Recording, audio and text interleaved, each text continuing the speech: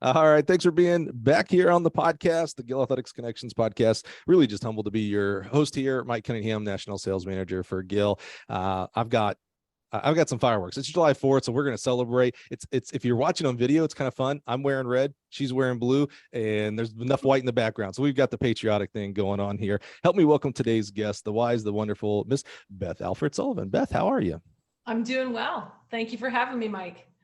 Well, we've been trying to get this connected for a while, so I'm excited. Like these, all good things come to those who wait, and so I'm just really excited to really just explore your journey. You have had and are having an amazing career, one that stretches back a while, and has done some what's the proverbial glass ceiling busting. I'm sorry, I don't know those terms, fortunately or unfortunately. So really just excited to just find out what you've done in this sport, how you've done it, and really ultimately why you've done it. So I don't know, are you are you a comic book fan, a Marvel movie fan at all? I'm not. My husband is. I'm Yeah. not so much. No. Well, I grew up reading all those and watching all the movies now, and my favorite parts of those, the favorite episodes and issues in the comic books were the origin story. Like, how did Spider-Man get his powers, right? So, Sure. Beth, how did you get your powers? Let's start with getting that Wayback Machine here. When did coaching like switch from something that happens to you to something in your mind that was like, oh, wait, this actually might be like a profession of mine. Like I could actually maybe do this for a job. When did coaching start looking like that for you? Actually, to kind of go with Oprah, the aha moment, right? I had two aha moments. One was the final. I had a final cross country season in college, and I stayed and finished that out. And one of the freshmen, we were on a run. One of the freshmen said to me, "Are you majoring in running?" And I was like, "You can't major in running." She's like, "No, but like you could be like Wilson," because Coach Wilson was my coach, and of course he just goes by Wilson. So it was an aha moment. I was like, yeah, how do you do that? How do you do that? But I had a degree in social work. I was finishing up in December. I was done, had a job lined up. Everything was in motion for the next steps. And it was probably about 6 months later, 7 months, well, not even that much, maybe 5 or 6 months later, my high school called me back. I grew up in Minnetonka, Minnesota, and went to Hopkins High School. My high school called me and asked me if I would coach, be an assistant coach with the distance runners for the outdoor track season. And so my employer was willing to let me drop to 30 hours a week, and I could zip out to, across town to get back to my high school. And the very first day of practice, that's when I knew I had the boys and the girls, distance runners. And I absolutely knew. I drove to my parents' home and I said, this is what I'm going to do. I'm going to be a college coach. And that was that. Fascinating. You're a Golden Gopher, which amazing. Love that place. Love the coaches that are there in the facility. That's one of my favorite places. They just had Big Tens and really knocked it out of the park. I mean, one of the funnest meets I've been to, and I've been to, like a lot of us here, have been to a lot of meets. They did an amazing job. Matt Bingle and his complete crew, great job. So you're a collegiate athlete. You're majoring in social work. Coaching isn't even in. It's just something that's done to you. And by the way, you mentioned Wilson, Gary Wilson, legend. So you must have had a great experience because that man is great. But nothing in your headspace was like, oh yeah, I want to be like Gary. I want to be a coach. It was, I'm going to go do. Now I'd like that it's interesting your social work, because that's to me a lot like coaching. And I don't mean the type of work. 100%. It's a servant leadership type of work. You're giving to other people. So you were already kind of without it being athletics, you were thinking coach as far as I want to serve people. And then you get the call back to the high school, Hopkins High, great school there as well. No surprising the lineage you have there for high school to college.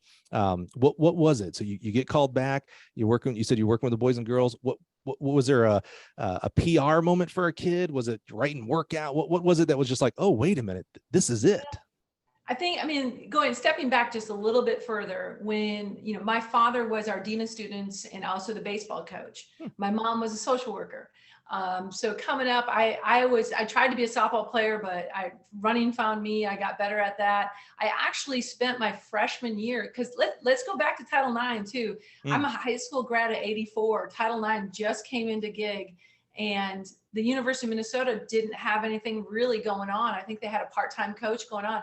Gary Wilson was at lacrosse. I went to lacrosse my freshman year. At the end of my freshman year, he got the Minnesota job. And I'm a legacy kid. My dad played ball at Minnesota. They were national champions in 1961. Wow. I wanted to be there, but I wanted to run more than I wanted to be there. So when Wilson got Minnesota, I mean, I just packed up and came home, and had the best, next 3.5 years of my life, seeing him be at a D3 school and seeing how we were on top of the world there, coming into Minnesota in a changing environment, to where he was hired full time. He put a sign up, future home of the Big Ten champions, and I was his sidekick. I came with him, and I was able to really, be a part of that transition of trying to turn over from D3 to D1, Big Ten. At lacrosse, we were beating Minnesota. That was a big flag for him. He loved that. And we came up to their cross country meet and beat them. I remember that. And so for me, I always looked at it from a coaching eye. Looking back on it now, never thought about doing it. I actually never, ever experienced a female coach. Never knew the path to being a coach. Like now there's sport management is so integral in so many programs, and kids that come into college. I know here at Tennessee, I had a lot of people that were like, I want to do kines and then be a coach. At Penn State, a lot of kids wanted to do kines and then be a coach. And that just wasn't an option for me back in the 80s. And so I think the St. Olaf coach was a female. I saw her every once in a while and I thought, wow, how does she done this? And so my aha moment was just pure and simple. I got done. I worked for a handful of months. I missed it. I got the opportunity by hook or by crook at my high school. I'm not even sure how that evolved. My coaches probably gave a call, but I just knew that's what I want to do. But I did not want to do it at high school. I did that season. We had a phenomenal season. Both the guys and the gals did some great stuff, but I wanted to be a college coach. I went right back to Wilson. I said, I'm going to do this. I want to be a college coach. I want to be with you. And he said, no, actually, you need to fly the coop. You've been with me for 5 years. Wow. You know everything you can know from this program. Go somewhere else. I got so into it. I did my level 1 school while I was still an undergrad. So I'd already done my level 1. So these things were all kind of pointing me in that direction. Yeah. And then I went to, he's like, I don't know, you got to find a graduate program and be a GA. Well, there's no internet back then, so right. I went to the department chair at the University of Minnesota Physical Education Department. And I asked him how to get involved in a graduate program in sport management. I didn't have the science background to do science. So he actually had just come from Southern Illinois, and he'd been the chair. I don't remember his name. He was the chair at Southern Illinois, and in their sport management, physical education department. So he called up and talked to the track coach, Don DeNoon. Don DeNoon had a GA ship. Next thing I knew, I was driving down over the 4th of July to check out SIU. I'd never been down there in my life, and met with Coach DeNoon. He had a GA ship, met with the department to get into grad school. While I was interviewing with the department to get into grad school, they said, hey, do you want to do a teaching GA? And I said, well, I just got offered a coaching GA. And they said, well, we pay better. And so I went back to Coach DeNoon and I said, hey, Coach DeNoon, can I volunteer with you? And I'll teach classes, and they did pay quite a bit better than them. So I actually did that for 2 years. I was a GA in the physical education department. I got my master's in sport management, and I volunteer coached for Don DeNoon. And that's when I met Kathleen Rasky. She was a 6th year. She was finishing up her degree, and we started together at SIU Carbondale and had a great couple of years. I also met my husband there, so it was awesome. Wow, holy cow. Big move. Yeah. Yeah. And you know what I love about that? There's a lot of preparation, but happenstance plays into this. You talk to that advisor. If they didn't know about Carbondale's GA, you could be at square zero here. Exactly. It also makes me think of like how spoiled we are, because when you talked about finding GA right now, if someone wanted to find a GA or assistant or any position, go to USTFCA's website, NCAA website, for good or bad, go to letsrun.com and go to the most famous thread there is. It's the one thread on that whole website that I read. The rest can be elsewhere. So we're so spoiled now. like when you wanted a GA, holy cow, yeah, how in the It was world did you on my find it? way. And so Yeah. happy that the advisor there was able to know someone. There was no way this episode was going to go without Kathleen Rasky's name coming up, mutual friend of ours. I had no idea that you knew her from that far back, though. I thought maybe, 89. yeah, that is awesome. That's really cool. That's Yep. really awesome. So now you get your first, I'm going to call it air quotes here, real coaching, not because it's college versus high school. I don't find any difference there, to be real frank, as far as what you do coaching and importance wise. But now you're getting paid to coach, even though you're on that teaching GA. But now you're on this path. Those couple of years of GA, and was it what you thought? Because again, it's different when it's done to you. Now Right. you're the one, even as a GA, you're still I'll say barking out orders and writing workouts and stuff and traveling, setting up travel. Was it did you get a little jaded, like, oh wait, this is not what I thought? Or was it like the pot of gold? Oh, I've struck it. This is it. Yeah, it was interesting. The Wilson's words were strong in my head of going and learning and doing something totally different, because when you do what then it's okay, it's acceptable, it's right. And then when you go somewhere else and it's different, I really looked at it. I was still running. I wasn't very fast, but I was still very fit. And, so I came in with the gals and I started running with them. And, Don DeNoon had his way of doing things. And Don had a tough phase. I mean, he was the head coach and he had 3 GA spots.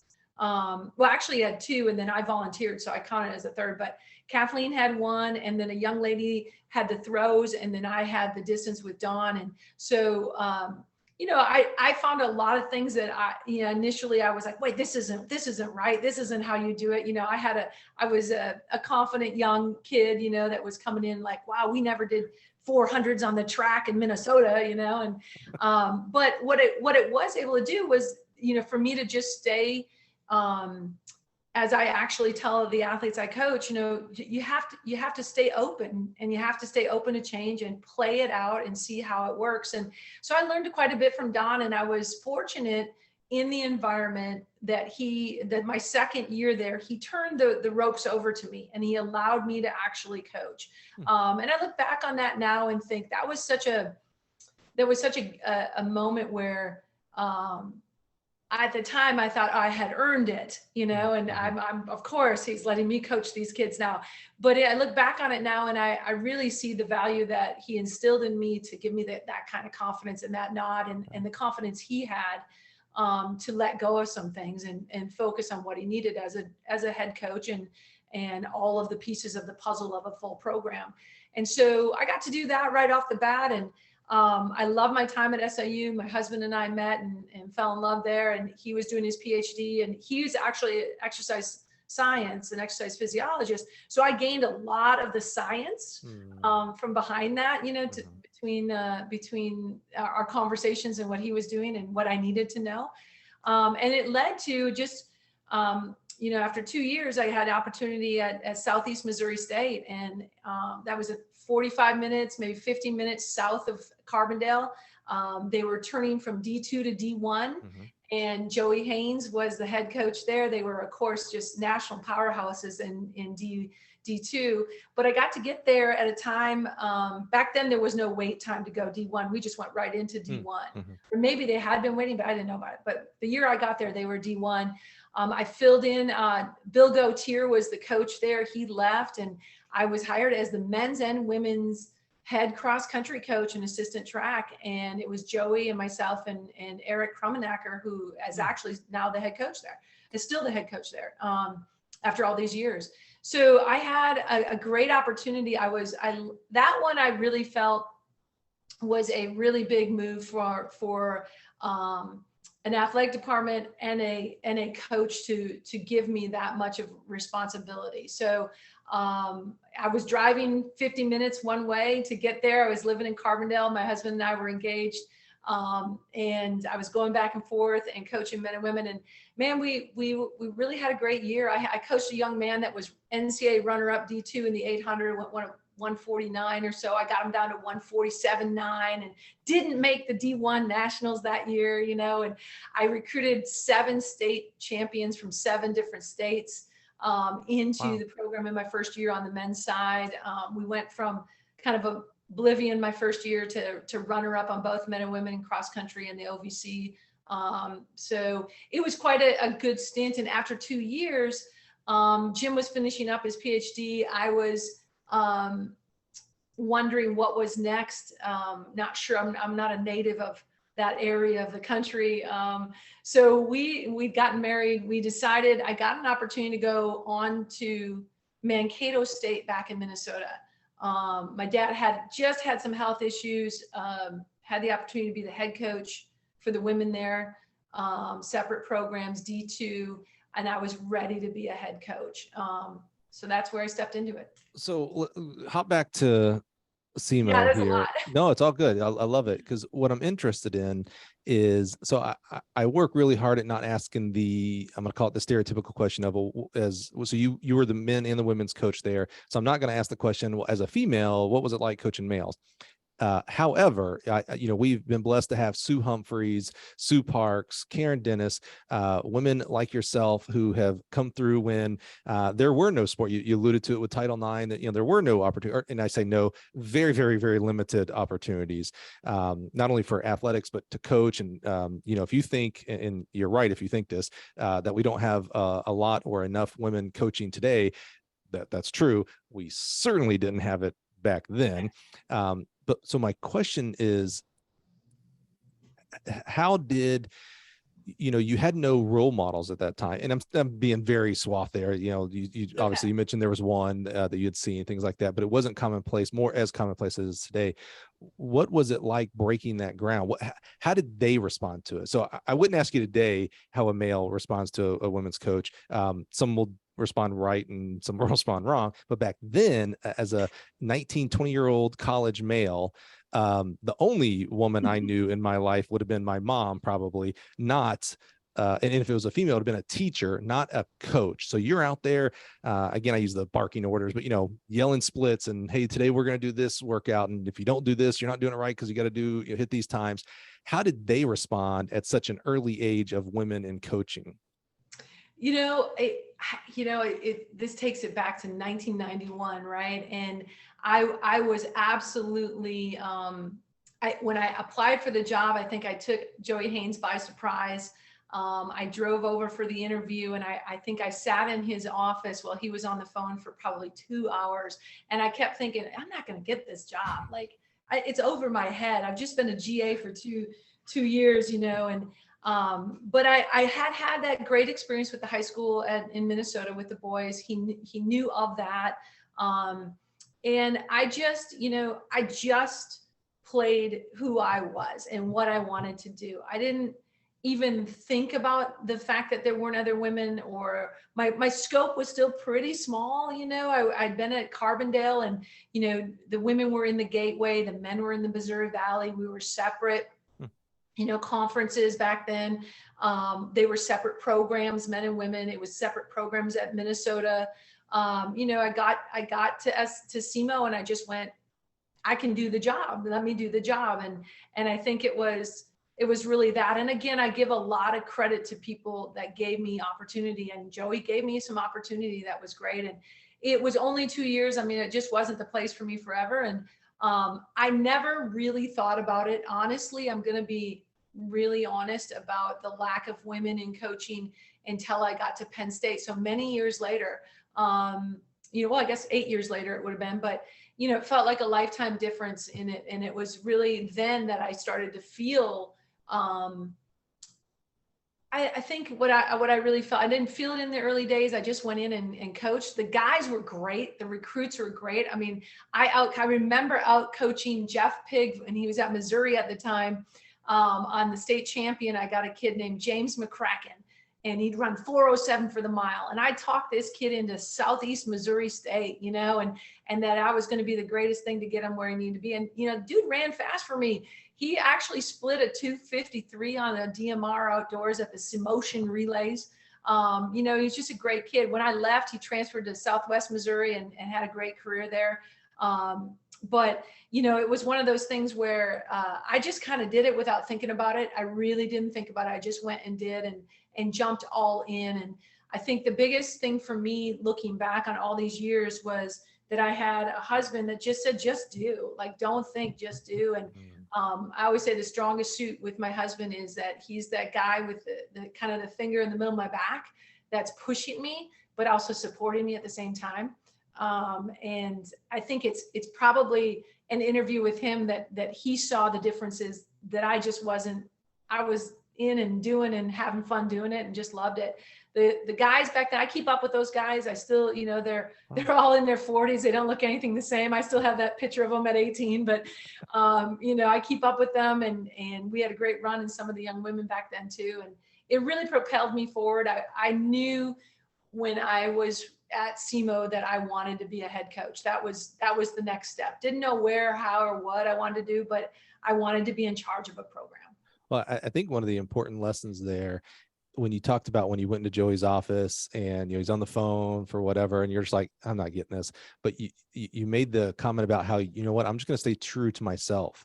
I think that's really important. Sometimes when we're interviewing, sometimes when we think we're interviewing, and what I mean by that is when people do what I think is wrong, I'm just going to be judgy here and say when they network incorrectly. So when we're at the convention or we're at a track meet and they're talking to someone and they're really just trying to figure out, well, what can this person do for me? And that's not networking. We'll have a whole show on networking one day.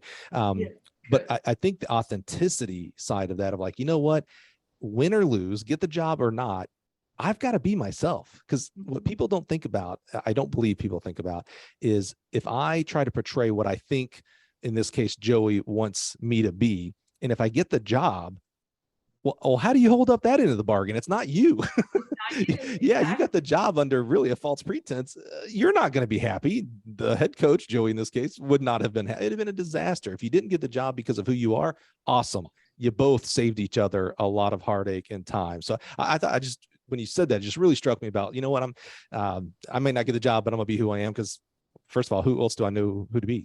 So yeah, especially at that age, right? You're 25 and you're, the whole world's in front of you. And I always tell this story from that experience as well. I absolutely love working with Joey and Eric, and great to see that program still thriving. I mean, Eric just got national champion, the first national champion D1. Unbelievable. It's amazing. And I look back, and they were transitioning from being top dog to struggle fest, and it was really good. And I had just gone through that with Wilson. I'd just gone through my college career of just like, okay, how do you rebuild? How do you restart? And it was very impactful. But one story I do tell about being a female, and it was the first time I ever felt anything. And I was pretty young for it, but I was speaking in one of the ADs during the interview process. And I, was engaged and getting married and the whole thing. And, but he had the moment where he's like, you get this job, we're not gonna like have babies now, are we? And my gut was to say, no, you and I are not gonna have babies.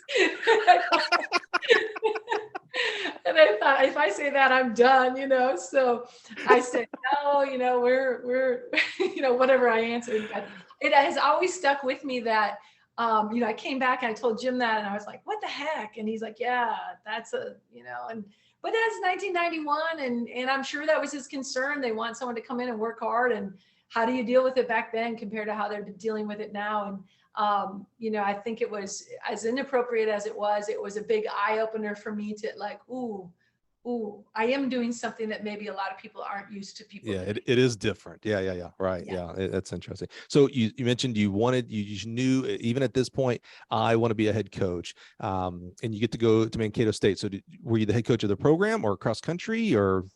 So crazy as it was, I grew up in Minnesota. I knew about Mankato. They were D2. They were really pretty good. My high school coach had run there, and I thought it gets me back close to home. And so we took a ringer. We took the job. I was the head women's coach.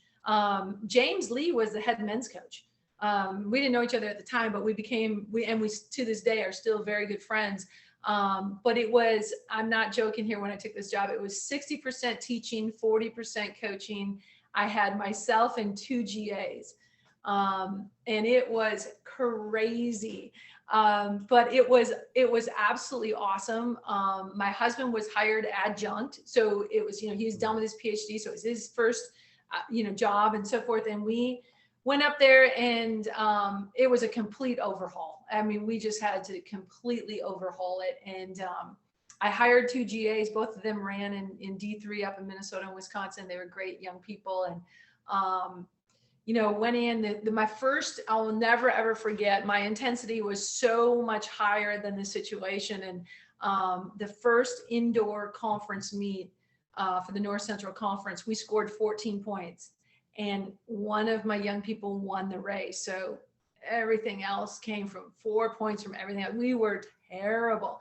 And so I just went cranking. I just cranked down, and we came on strong. The next year I was coach of the year. Same thing happened at SEMO. I got coach of the year the next year. Wow. Same thing happened here. We cranked it down. I had a young lady that just excelled, and that just built around it. And Jim actually, in our second year, applied for and got a teaching job through a sister school in Japan. And before I knew Jim, he'd lived in Japan too. So instead of being adjunct and not really enjoying it and not really making any money, this was a 9-month position the following fall to go to Japan and run a physical education department in their American system school. So we couldn't resist the money and the opportunity. And, it wasn't going to go anywhere at SEMO or at Mankato for him. So we were packing him up in the summer, and I got an opportunity. We were actually out camping with my parents. This is a great story of how I transitioned from Mankato. I loved Mankato. We worked our butt off. We got really good. Didn't win the conference, but got second place and crushed it in 1 year, or turned around 1 year. But I was out in Colorado, got a tip to call Vin Lanana at Stanford. He's looking for a female coach to coach the distance runners. And I actually, back then, no cell phones. You left a voicemail, and then you called and checked your voicemails, and checked my voicemails, and he left a time and a number to call. So not making this up, I stood at a campsite payphone for 2 hours talking to Vin Lanana. And there was a line for the phone, and my dad actually said, "She's interviewing with Stanford University. Please move along." And at the end of the phone call, Vin said, "Where are you?" I said, I'm in outside of Colorado Springs camping. And he said, "Can you get to the airport?" And I said, "Yeah." And he said, "There'll be a ticket waiting for you. I'm going to fly you out right now." So that's what we did. We packed up. I had on my cowboy hat, my hiking boots. I got on a plane that afternoon, landed in the Bay Area. I'd never been to the Bay Area. Sure, yeah. Landed in the Bay Area, and luckily that night, I met Vin in my cowboy hat and my hiking boots, literally in a pair of shorts and a sweatshirt or something. And he put me in a hotel next to the Stanford Mall, and I was able to go buy an outfit. So that's how that started. And yeah, crazy stuff. So you wouldn't recommend someone who's getting ready for a job interview, shorts, cowboy hat? Don't recommend that. Okay, just want to make sure that was clear. Stanford, not to say maybe Colorado, but not. Just like, and you add Stanford to that, right? Yeah. So hop back to Mankato real quick, because it's interesting. I think the situation you described of when you first got there, 14 points, and 10 of that was one event, one athlete winning it, right? So really, let's call it, no points, not enough points for sure. Yeah. And in the next year, you go up to second, which means radical change in who and how many are scoring. I think that's a pretty common scenario. I'm going to give two things and maybe oversimplify this, but you add if there's a third or fourth. How much of that type of transition do you think is recruiting versus coaching up the athletes you have there? And maybe there's a third component that I'm not even thinking of, but those are the two that make me think, like, if you're going to make a change 1 year over the next, you still got people that are there. So you better coach your butt off, make them better. And you got to fill in with recruiting. How much is it? 50-50, 25-75? Am I missing something that is also a component? Yeah, I mean, this is the way I've always done it. And again, in a theme for me has been the rebuild, right? Like, get what I get and make it great, right? So I have, at this point, I had so much intensity that my GA young woman was rooming with me, on the road. And the other was a young man, and he had a single. After about 2 or 3 trips, she said, "Hey, can I room with him versus you. And I was like, well, why? And she's like, because you're just so intense. She's like, we can play cards and we can do, and they were friends. So it was, plutonic, but I was like, wow. Like, So what's I'm an different. Like, why isn't everybody like me like this? So I think it's a combo of what I realized when I was at Mankato.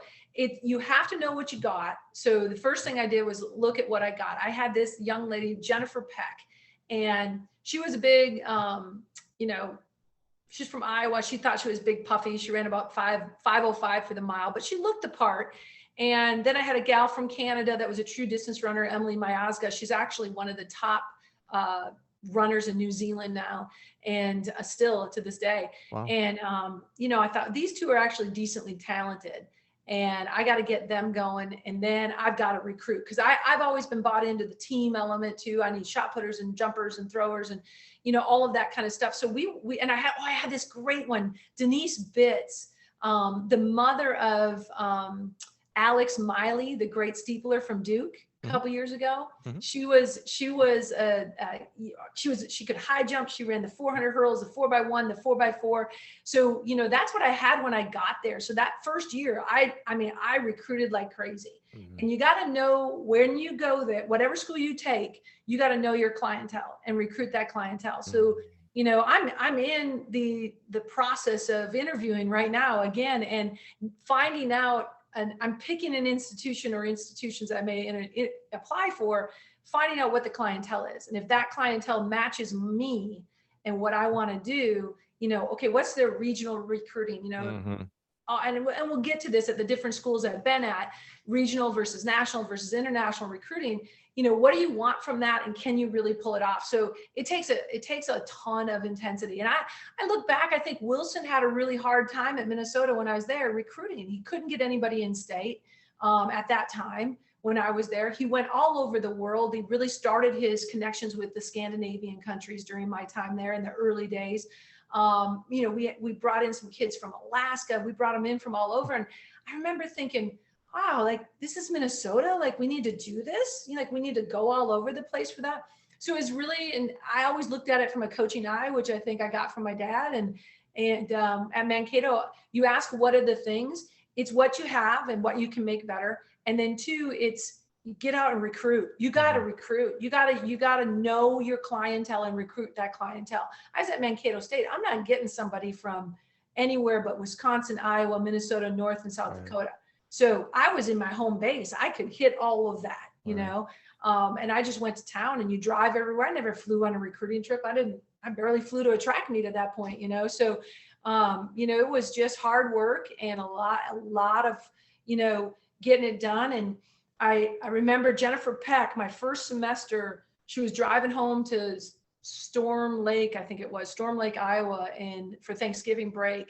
And she got in a head-on collision in a snowstorm. And she was solo, but the driver of the other car passed away. People were injured. She was pretty severely injured, punctured lung, broken collarbone and arm and all that. And the entire time from Thanksgiving through, there wasn't a lot of people visiting. And you just had to step up, you just had to step up and fill that gap for her. And by the time I got her out of the hospital and back to school in January, she was up and moving and rolling, and man, she would have run her legs off for me. And that just took off, man. That first year, I gave to someone in need, and then she gave me everything she had. She went on the following year, became a 2:04 half miler. She was runner up indoor, outdoor, 1500s, 800s with from the young lady Elva Dreyer, who ran at Western Colorado. We couldn't beat Elva, but we could beat everybody else. Elva went on to be an Olympian.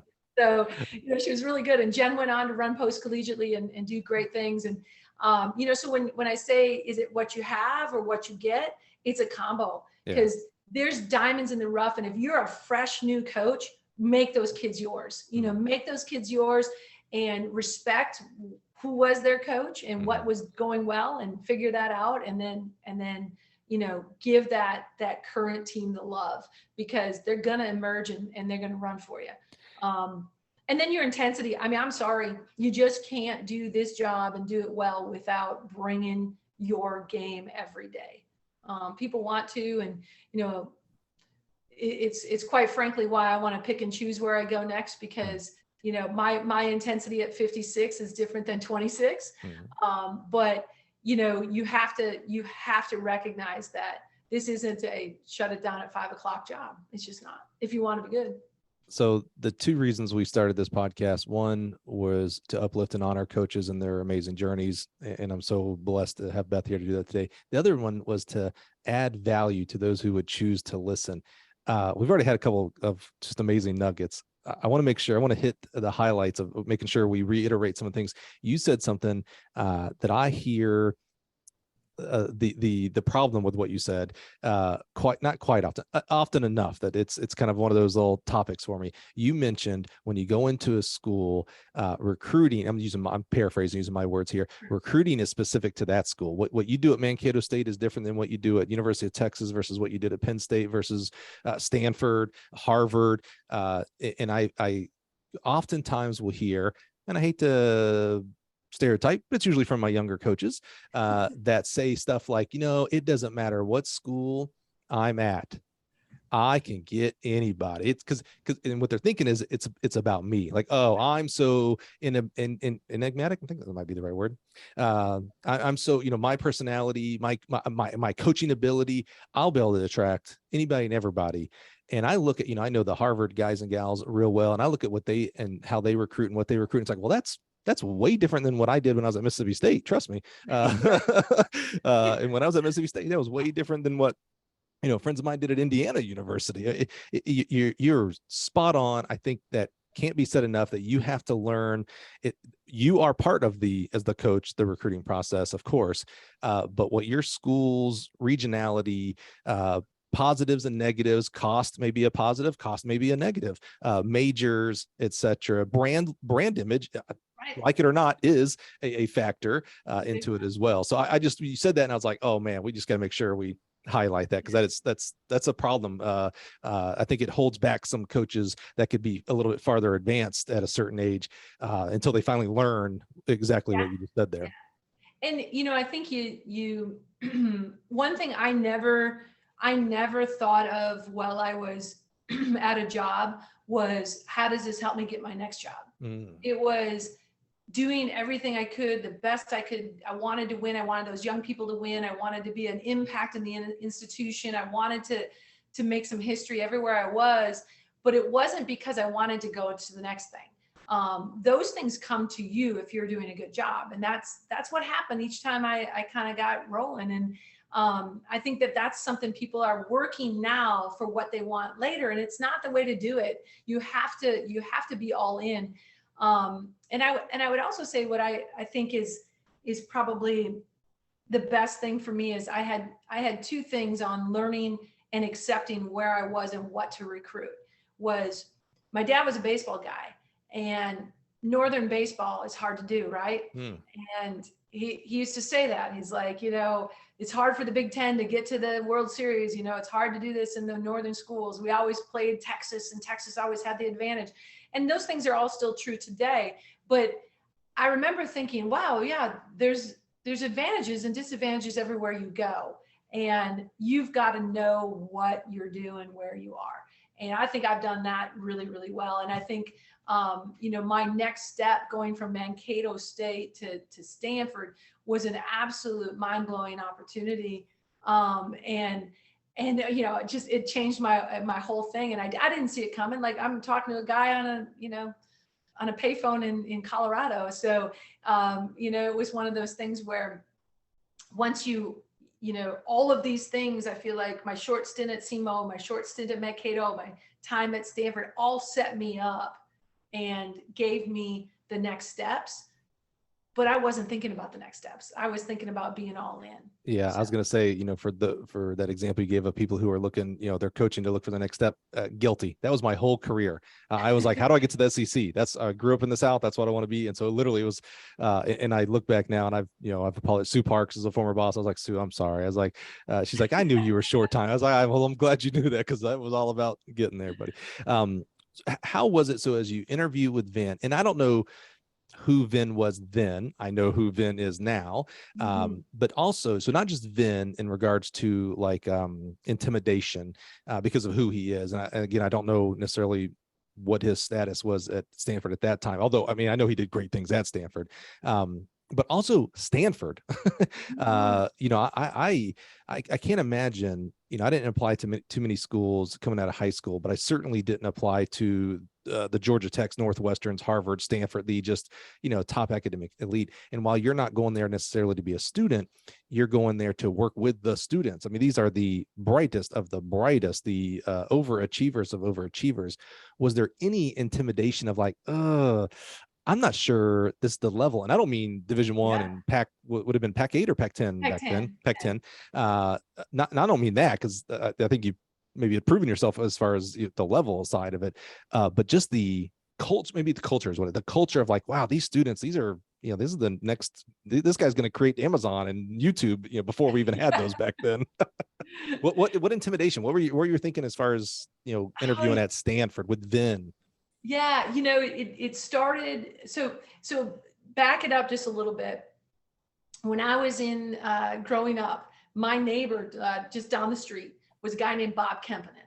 Bob Kempinen had an older brother who was an Olympic skier. Okay, cross country skier, because Minnesota, right? Cross country skier. Of course. Bob and I at the same age, we grew up.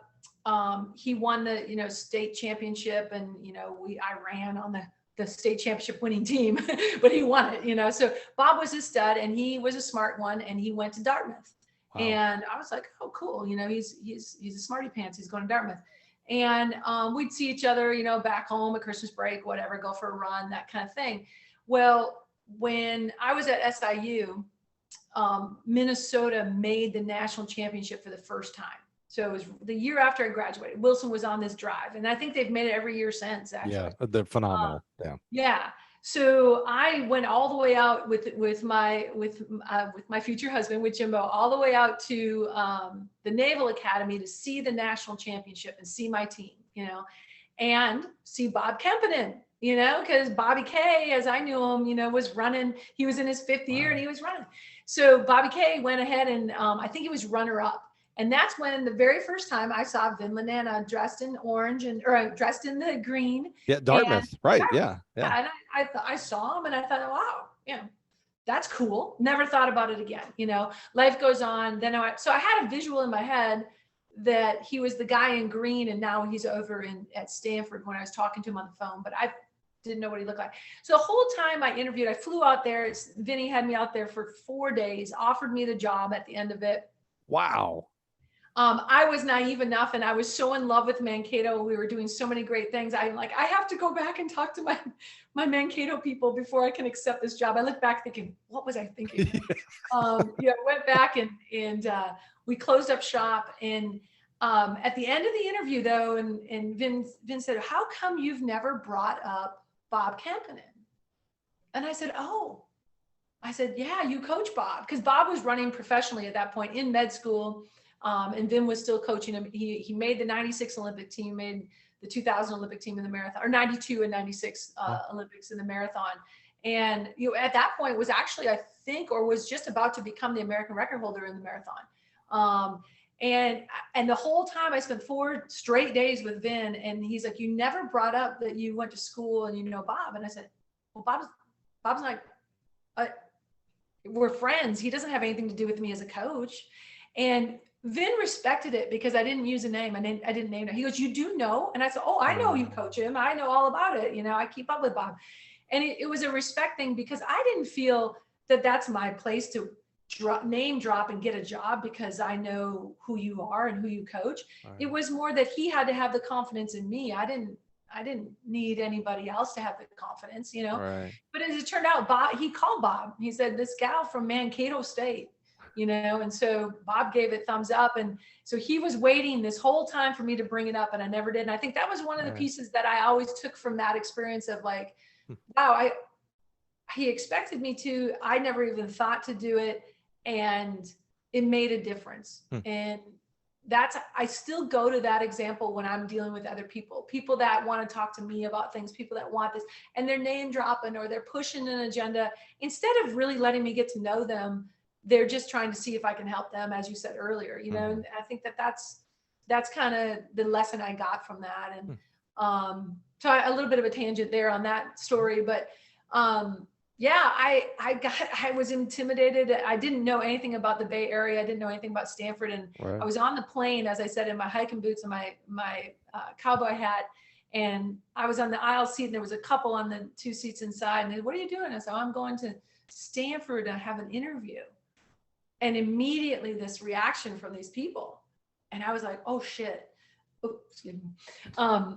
I was like, I'm in for a big deal here, you know, because I really didn't know. I mean, I had my family telling me, but I really didn't know. And quite frankly, we sat at a coffee shop one day and we talked training for 2.5, 3 hours, and I was sold. It didn't matter how much of a big deal it was. Vin wanted to win national championships. He wanted me at his side. He wanted to let go of the women. It was, he was the men's coach at Dartmouth. He'd had 2 years with the women at Stanford, and he knew what he needed. He needed a woman to come in and coach the women. He needed a woman to deal with. Is that what the position was? The women's distance coach, including cross country, or?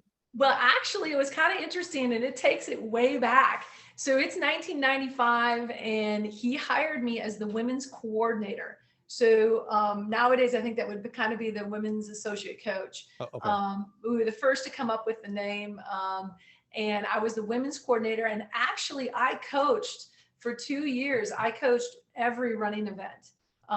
So from the 100 to the 10. Now, we weren't stacked. Trust me, we weren't that stacked in those other events. But it was something where I fit the mold because I was D2. I was coaching everything.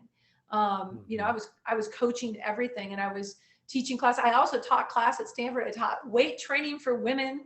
And in this old gym that was like from 1945, I swear to goodness. But I used to lie and say, Coach, you know, I taught, you know, biomechanics and all these fancy things. But yeah, I taught weight training for women. But at the end of the day, you know, for me, it was an opportunity to latch on to a star with Vin in the right place at the right time in his career, have a very clear mission, have a very clear, I may have been a little bit naive to think how easy it's going to be, but it ended up being easy. And I was glad that I was a little naive. I sit down with someone now and they say, I'm going to win national championships. I'm going to win national. Ain't that easy. Don't be that naive. People forget winning's hard. Yeah, it's not as easy as you think.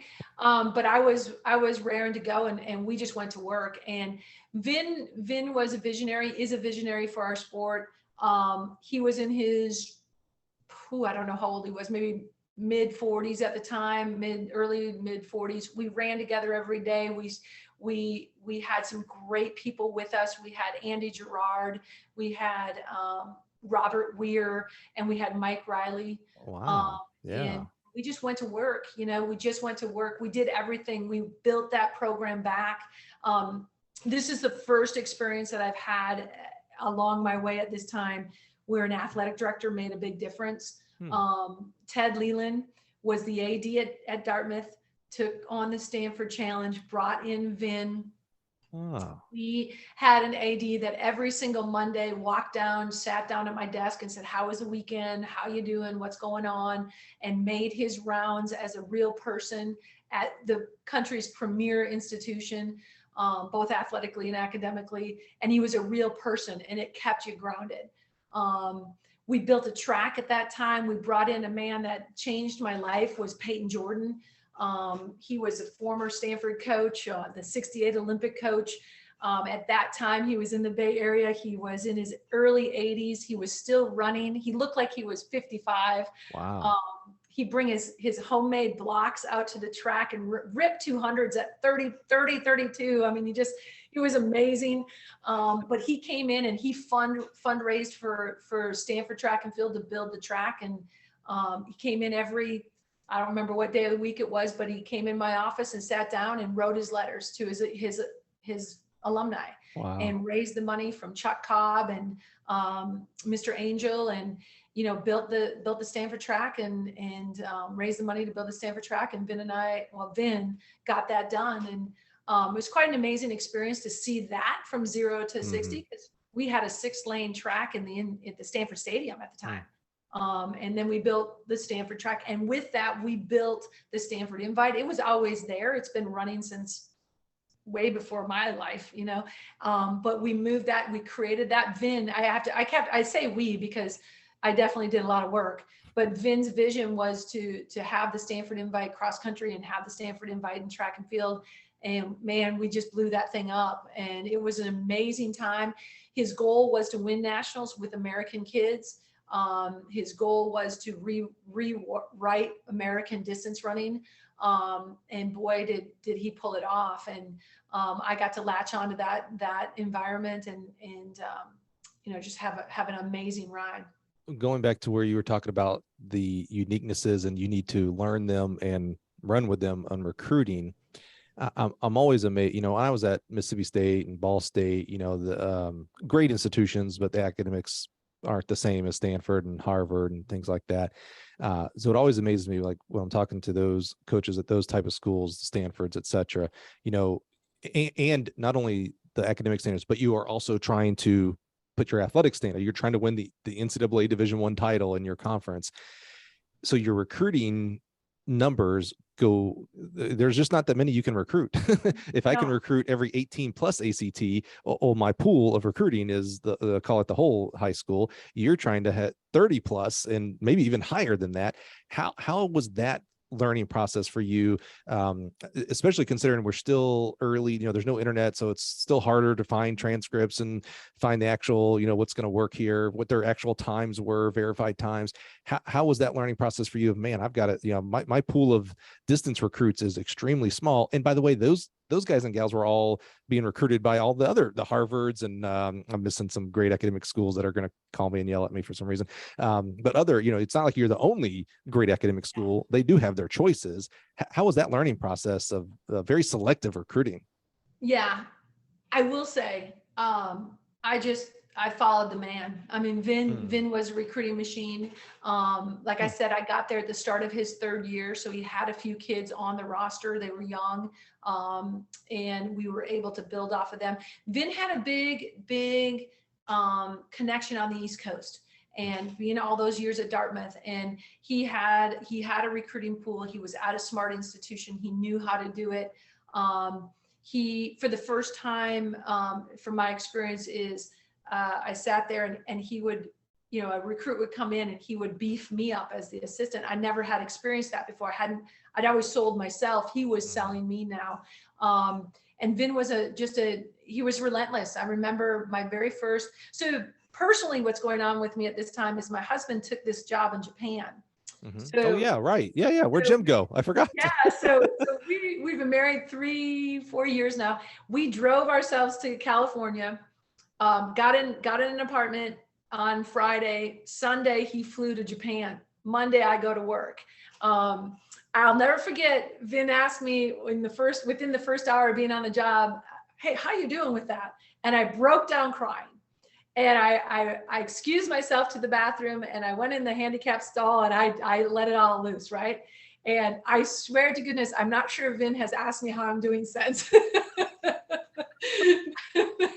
He's like, that did not go well. Vin's very smart. He learns from his mistakes. So he's like, yeah, all right, we're just going to pass on that. Whoa.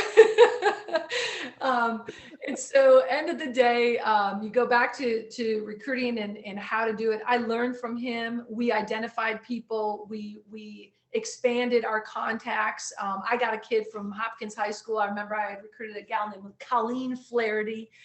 She was a super smarty from there. I remember thinking that was a great catch from my high school. And we just kind of knew what we needed and knew what we wanted, and we identified. And then the part that comes in that people need to know is it recruits itself. If you're smart and you're building a distance powerhouse, or you're building whatever it is you're building, it will recruit itself too. So once we got up and rolling, I don't think I lost a recruit if it's a recruit we wanted. And that was that was where I learned it's more than 50% recruiting. It's just more than 50. And you have to know what you want.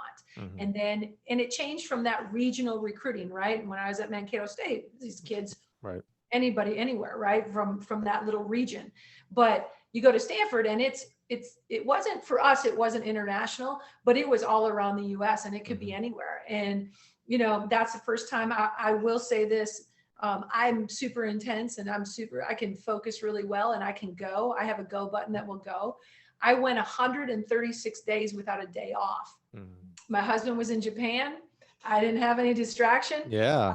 My boss could go just as hard. We went, and I remember on my 137th day, I spent the day counting how many days that I hadn't had a day off. So that's why I remember it to this day. I'm like, so when people are working hard and I'm like, come on, man, that's nothing. I had something like 44 weekends of flights, Wow. So it was boom to boom, and you just have to know what you're getting into. You have to completely commit to it. You don't know where it's going to take you, but if you're on with, whether you're the boss or you're the assistant to the boss, you latch onto that star, it can go anywhere you want it to go. And man, we had a great time. We accomplished more in that time there than I think anybody has done that rapidly. During your time from there, did you have Gabe Jennings? Yeah. Oh, yeah. man. And Michael Stember and the Hauser brothers. Yes. Oh yeah. I remember Gabe. I think it was at a national meet, I think. And he just happened to come sit next to me and my little brother. And to your point about Stanford recruits itself, he had Stanford on. So I was like, I just want to talk to you because you must be a genius. And he was one, and you know him way better. This is from one conversation. One of the most unique individuals. I mean that in all positive ways, but one of the most unique, friendly. I mean, I was, nobody now, but I was nobody then. I was a stranger to him, and he was just all open about it. Because wasn't he from Milwaukee, at least from Wisconsin, I think. He's really a California kid, but his dad was doing his PhD at Wisconsin. Yeah. Okay. So yep. He probably told me that, but I always remembered, oh, you're a Wisconsin kid. You went all the way out to California. I digress. He was one of the most unique people I've met in my life. I just love that. You mentioned your AD, really unique, I believe unique situation when you talked about the AD would come in every Monday to ask, hey, how was this weekend? We recently had Jamie Pollard, the AD of Iowa State, on the podcast. And now he not only, he was a 5K national champ for Oshkosh, I believe. Okay. Yeah. So he's a track guy. And of course his son is real good and has made, USA junior teams and stuff. So he's, this guy's all in it. But I was struck by the level of involvement he has for all of his sports. And that he talked about, he gave an example of, so it really important to him is the, it used to be called the Sears Cup. Maybe it's called the Linfield or Learfield or something. Learfield. I'm butchering a sponsor. I'm so sorry. You paid all that money and I don't even know your name. Learfield or whatever, the rankings for nationally, which Stanford always does really well at. And then also the Big 12 All Sports Cup. And so he talked about, so it's so important to him.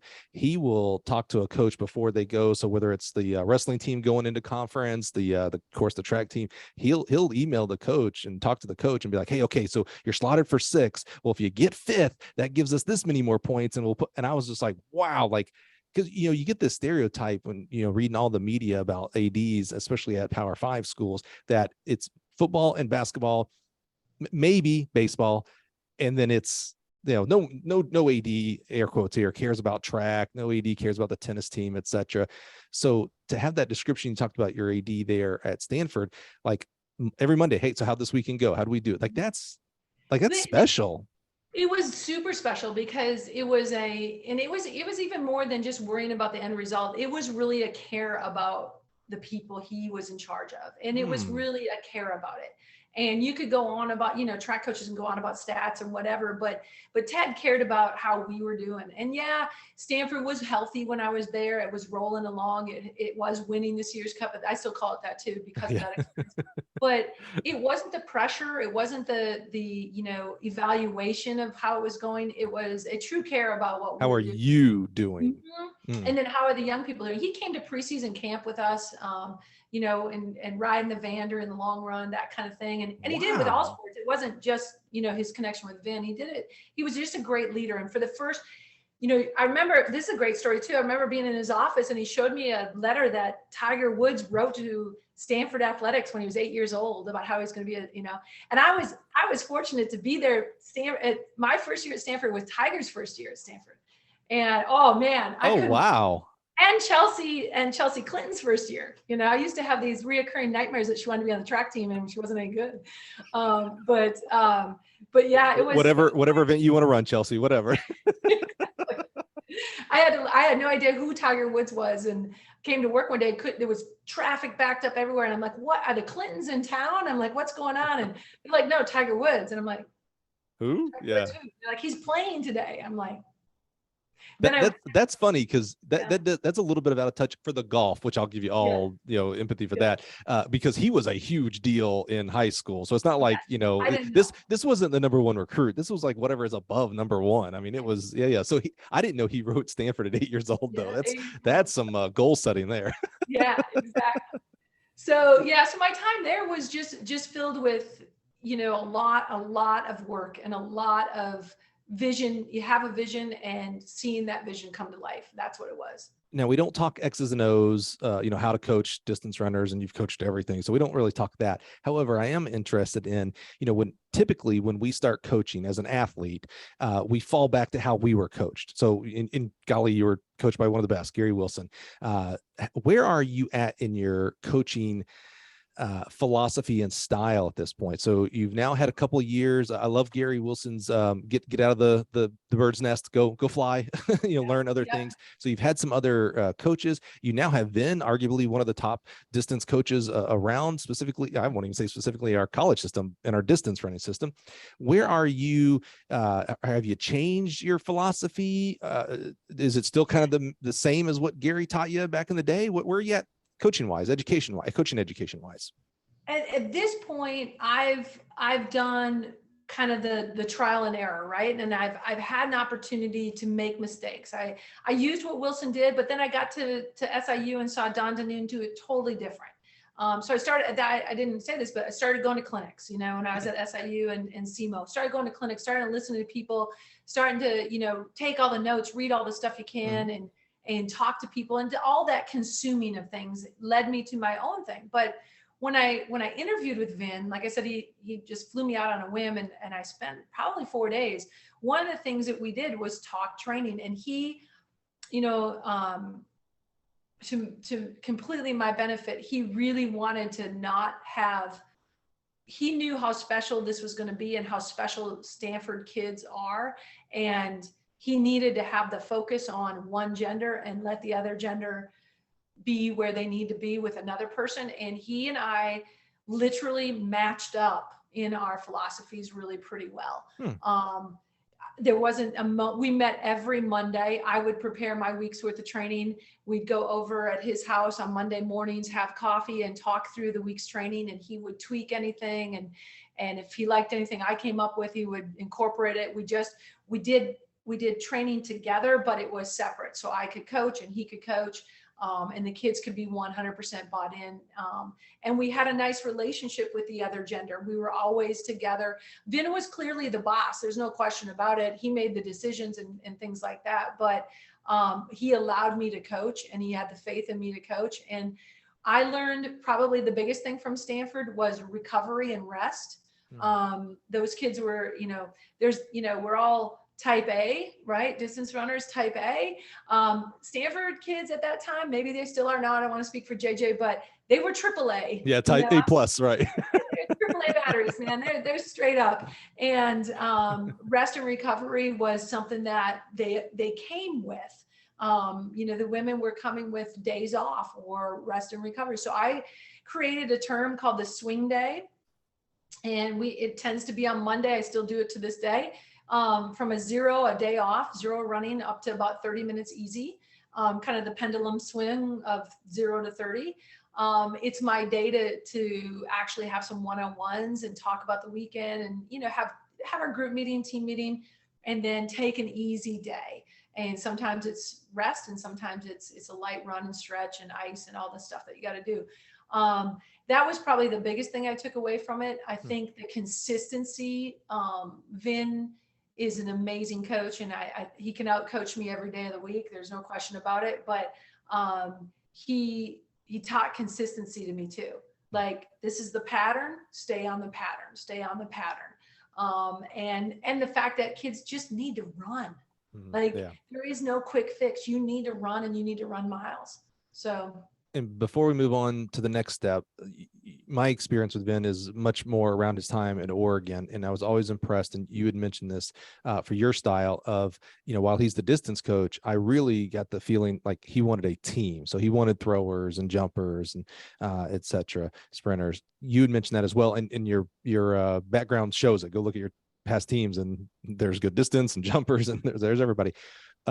Distance coaches specifically get pigeonholed and get falsely blamed a lot of times, and maybe what's the opposite of falsely blamed? Truthfully blamed of being only caring about distance.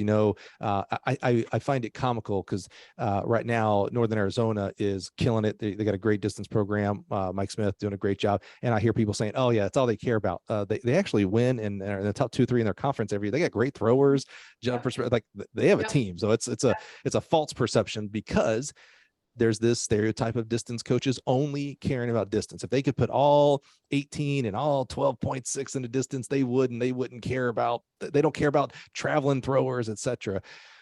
Where did that for you come from? Did you have a high school coach that really cared about it all? Was it Wilson? I could see that. Where did that, like, hey, you know what, distance is important because that's what I do, and that's my specific passion. But this is a track team when we get to the spring semester. So I, my early days, I just was fortunate to be in programs that had everything, right? If you look at Minnesota, you look at SEMO, you look at Mankato, we just had a full track team too, and a distance component. So I could be all in and be that distance environment, but turn around and I had a track season. Everywhere I went, you had track seasons and you had that environment. So for me, when I went to Stanford, Vin was in a big rebuild, right? Stanford had not won a national title on the women's side. They were second with, very, very few things had happened at that point. So we turned it around, and the first phase was that distance side of it. In my second year there, we won the national championships together, men and women, on the same day. Wow. And that was just my second year. So we started to build it out, and we had to this day, my favorite athletic event was the big meet, Cal versus Stanford. We hadn't won, I don't remember which year this was, but we hadn't won in 25 years on the men. Vin stood up and said, "I will shave my beard, dudes, if you win this thing." And, we won it, and he did it. And, and I realized how much fun and how many more persons are involved than just cross country. And I recognized how many different type of people are involved in our sport when we expanded in track. Yeah. And I loved it. I just absolutely loved it. And I have to say, I got some pretty good job offers while I was there that I didn't pursue. But at the end of the day, the right job knocked, and I went, and I cried my eyes out because I left too early. I didn't want to leave, but the right job called in the wrong time, but we did it. And, it was one of those things where, I just absolutely loved what was going on there, and loved the people I was working with, loved the environment of the people, loved the student athletes. But I was still at that age. I think I turned 30 when I was at Stanford. I remember turning 30 at that time. And so I was still young, and my husband had been in Japan for most of the time. He'd come back. He was working as our strength coach and a pole vault coach at Stanford. And, we had a good thing going, but we were living in a 1-bedroom and paying, $1,600 for it at that time. We weren't making a lot of money. So life moves on, and I turned down a few jobs, but the last one, Penn State knocked, and we were able to take that next step. And that led me to really formulate what I wanted. I wanted to be in the Big Ten. I was a Big Tenner. So that was one thing at this point in life. I was starting to go, okay, where's my long-term gig? It can't be Stanford. We can't make a living here. We had one car, and the whole thing, middle of the .com boom. It was crazy. Right. So I did start to think, man, I would love to be in the Big Ten, and Penn State was I was a huge Joe Paterno fan, huge Penn State. I'd never been there. Well, actually I'd been there one time, and it was just, kind of one of those things they called at the right time. Was this for the head coaching job? It was for the women, Wow. So, I mean, you talked about being 30 and being young, which I agree with completely. I didn't get to my real, my lifelong career here at Gill until I was 30. I coached for 10 and then did the poker thing and then came here. So I love that story of, still working to find what the goal is for the profession, even at 30. You don't have to have it all figured out at 30, folks.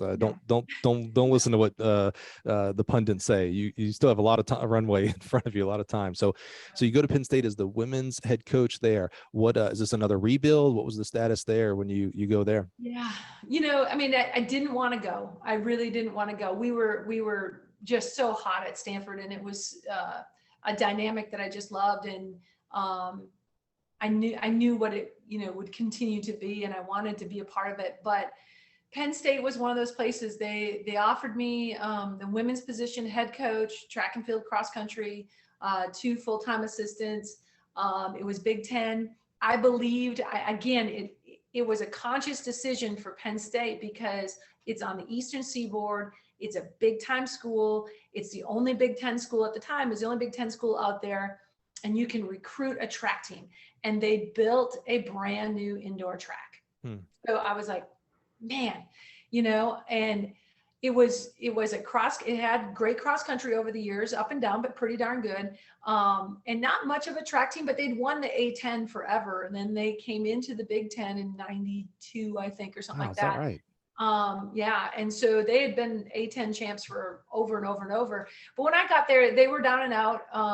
They recruited me, the AD there, again, another person that just made all the difference for me.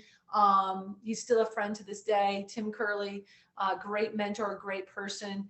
But he saw in me the fact that I wanted more than just distance, and I wanted a track team. And they had just built this beautiful $15 million indoor track. Harry was there, Harry Groves. Yeah. He was, I could have sworn he was 78, but he was probably 68 at the time, probably even younger than that. And I knew Harry a little bit. Harry had made a big impact on me when I was at Stanford by just being a fan, just being so proud of seeing me pull off a championship and do what we did. And the next year we got second by 2 points at Stanford. I lost a national championship by 2 points. And Harry was the guy that said, I wanted to be you, but buck up and don't let them see you cry. And I'm like, oh my gosh, how do I not cry? But he's like, buck it up, girl, and I was like, that's what I needed, And so it was one of those moments where it just was the right job. My husband was able to get in a teaching position as well. So that made a big difference.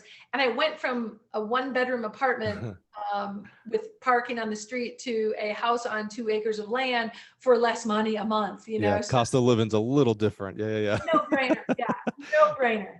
So at this point, what year is this when you go to Penn State? 99, the fall of 99. It's crazy. I remember 99 like it was yesterday. So it wasn't that long ago. And you mentioned Harry Groves, legend, strong personality, lots of success. I don't know how long at that point he'd been at Penn State, but I knew he had been at Penn State for a long time for his career. What is the state of the women's head coach and the men's head coach? And what I mean by that is, were you really equals? Or was it like, oh yeah, you're the head women's coach, but Harry's going to set the schedule and the budgets and whatnot? What was the relationship? Not necessarily the relationship. What was the status of how at that time Penn State looked at women's track and the head coach of that program? Sure. So to just digress, up to this point, I've had a great run. Other than one AD kind of asked me about babies, I haven't felt any. I haven't felt any of this stuff, that's there. I was young, I was aggressive, I was going, I had, I laughed because everybody used to say I was the nice one on the Stanford track staff, and the officials and the competitors and things like that, the competing coaches. I remember Cal's staff was like, you're the only one we like, so, because it was tough. We were tough, it was a tough place, but I was having a blast and bringing a lot, and I got to Penn State and I didn't think twice about it. I knew Harry. I liked Harry. He told me to buck up. He's tough like me. You know, I thought, okay, we'll be fine. I've got a rebuild to go through. The women were not very good. And so I thought, okay, no problem. So maybe a month into the job or so, we sit down and start scheduling use of the indoor facility. Oh, right. And starting to kind of say, how are we going to have track meets, you know, and that kind of thing. So it's first, you know, they never had an indoor facility, but they used the football turf or whatever they were using. So the first thing, so my staff and Harry's staff, we all sit down and Harry just takes it. He says, well, first of all, we're going to practice in the afternoon and you ladies can practice in the morning. And when we have meets, you go in the morning and we'll go in the afternoon. And I was like, nope, Harry, this isn't going to happen. And he's like, yes, it is. And I said, Harry, this stuff that's how you used to be. We're not doing it that way. And the 4 assistants were all just like, you know, stand, you know, because the men's assistants had been there for a long time. I kept the throws coach, and then I had one other new person. But the 4 of them, I remember looking for like support or something, and they were just like, you know, jaw dropping. And no one had ever told Harry anything, you know. So I said, that's not how we're doing this. I was hired to have a great track program. We're going to have a great track program. We're not going to take the leftovers here. We're going to work together. We're going to practice at the same time. We're going to, you know, and Harry backed down and went with it. And it was amazing. And so that's how we started. And that was the first day I remember thinking, oh, wow, I had to really fight that. Yeah. And it went my way. I was like, wow, it's a big deal what I just did. And we did. And Harry and I just had a respect for each other. And, you know, I didn't mess with the dudes and he didn't mess with the ladies. And we did our own thing and we just went to work. And, you know, I had set a goal to win a Big Ten title in 5 years. And I was very thankful I said 5 because at 3, we were really good and we were second. And we were second the next year, you know, so I was like, oh, God, I gave us 5 years. But the end of the day, you know, Harry, he was that kind of a guy. He was gruff and growly, but if you pushed him, if you held him and you pushed your own, he respected it. And that's what we did. I like that visual. I can imagine the assistants sitting there, especially the ones that have been with Harry. So they knew like that was not a shock what Harry did for them. And no judgment on Harry, by the way, on this. No, it's what he knew.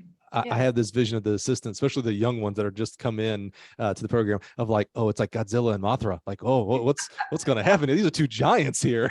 What's going on? I think really the moral of that story, when I say no judgment to Harry, to Coach Groves there, is when you pushed back, rightfully so, about what's right for the program, he didn't dig his heels in. Maybe he did a little bit, you know, there's nuances to the story, but he eventually came to the right place quickly. Not, you know, you didn't say a year later, we finally got what we deserved and things like that. And we had fairness. It was like, oh, you know what?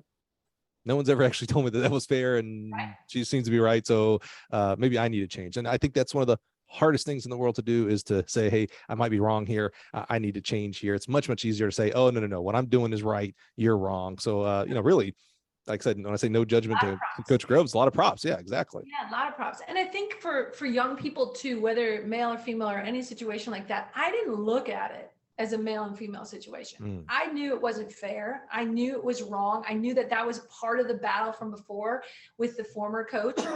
And I didn't look at it that way. Harry was a different era than me. Harry was, I'm this young, you know, I was 31 years old, 32 years old. I'm this young person and I'm just going to hold my ground and I'm going to respect him and I'm not going to threaten and push his buttons. Right. I'm going to respect in the process. And in the meantime, it gave the respect back to me. And we got along great. Harry and I got along great.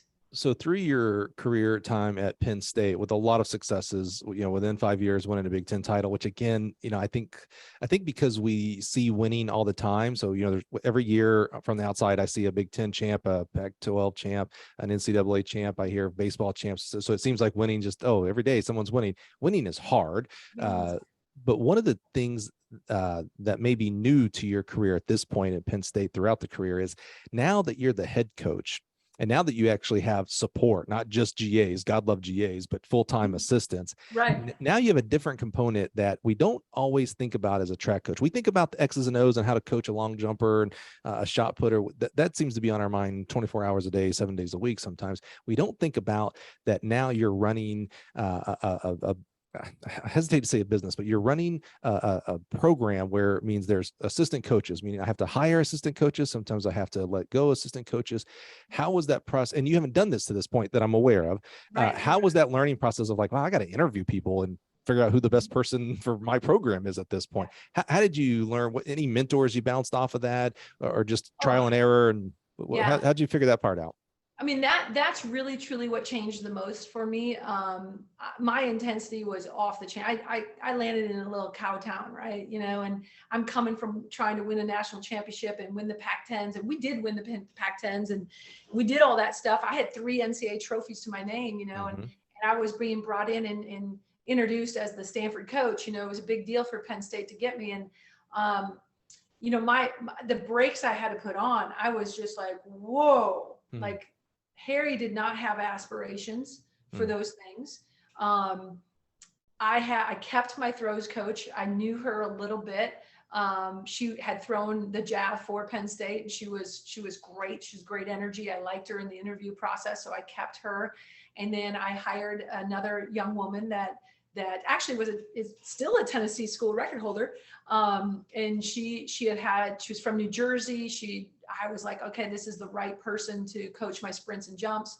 And so we bonded. We had a lot of fun those first handful of years. But it was, you know, I look back on it, and there's certainly the big change was managing people for the first time, not the athletes, but managing people in professional careers. Right. And knowing that they're very different than me. And that part was hard.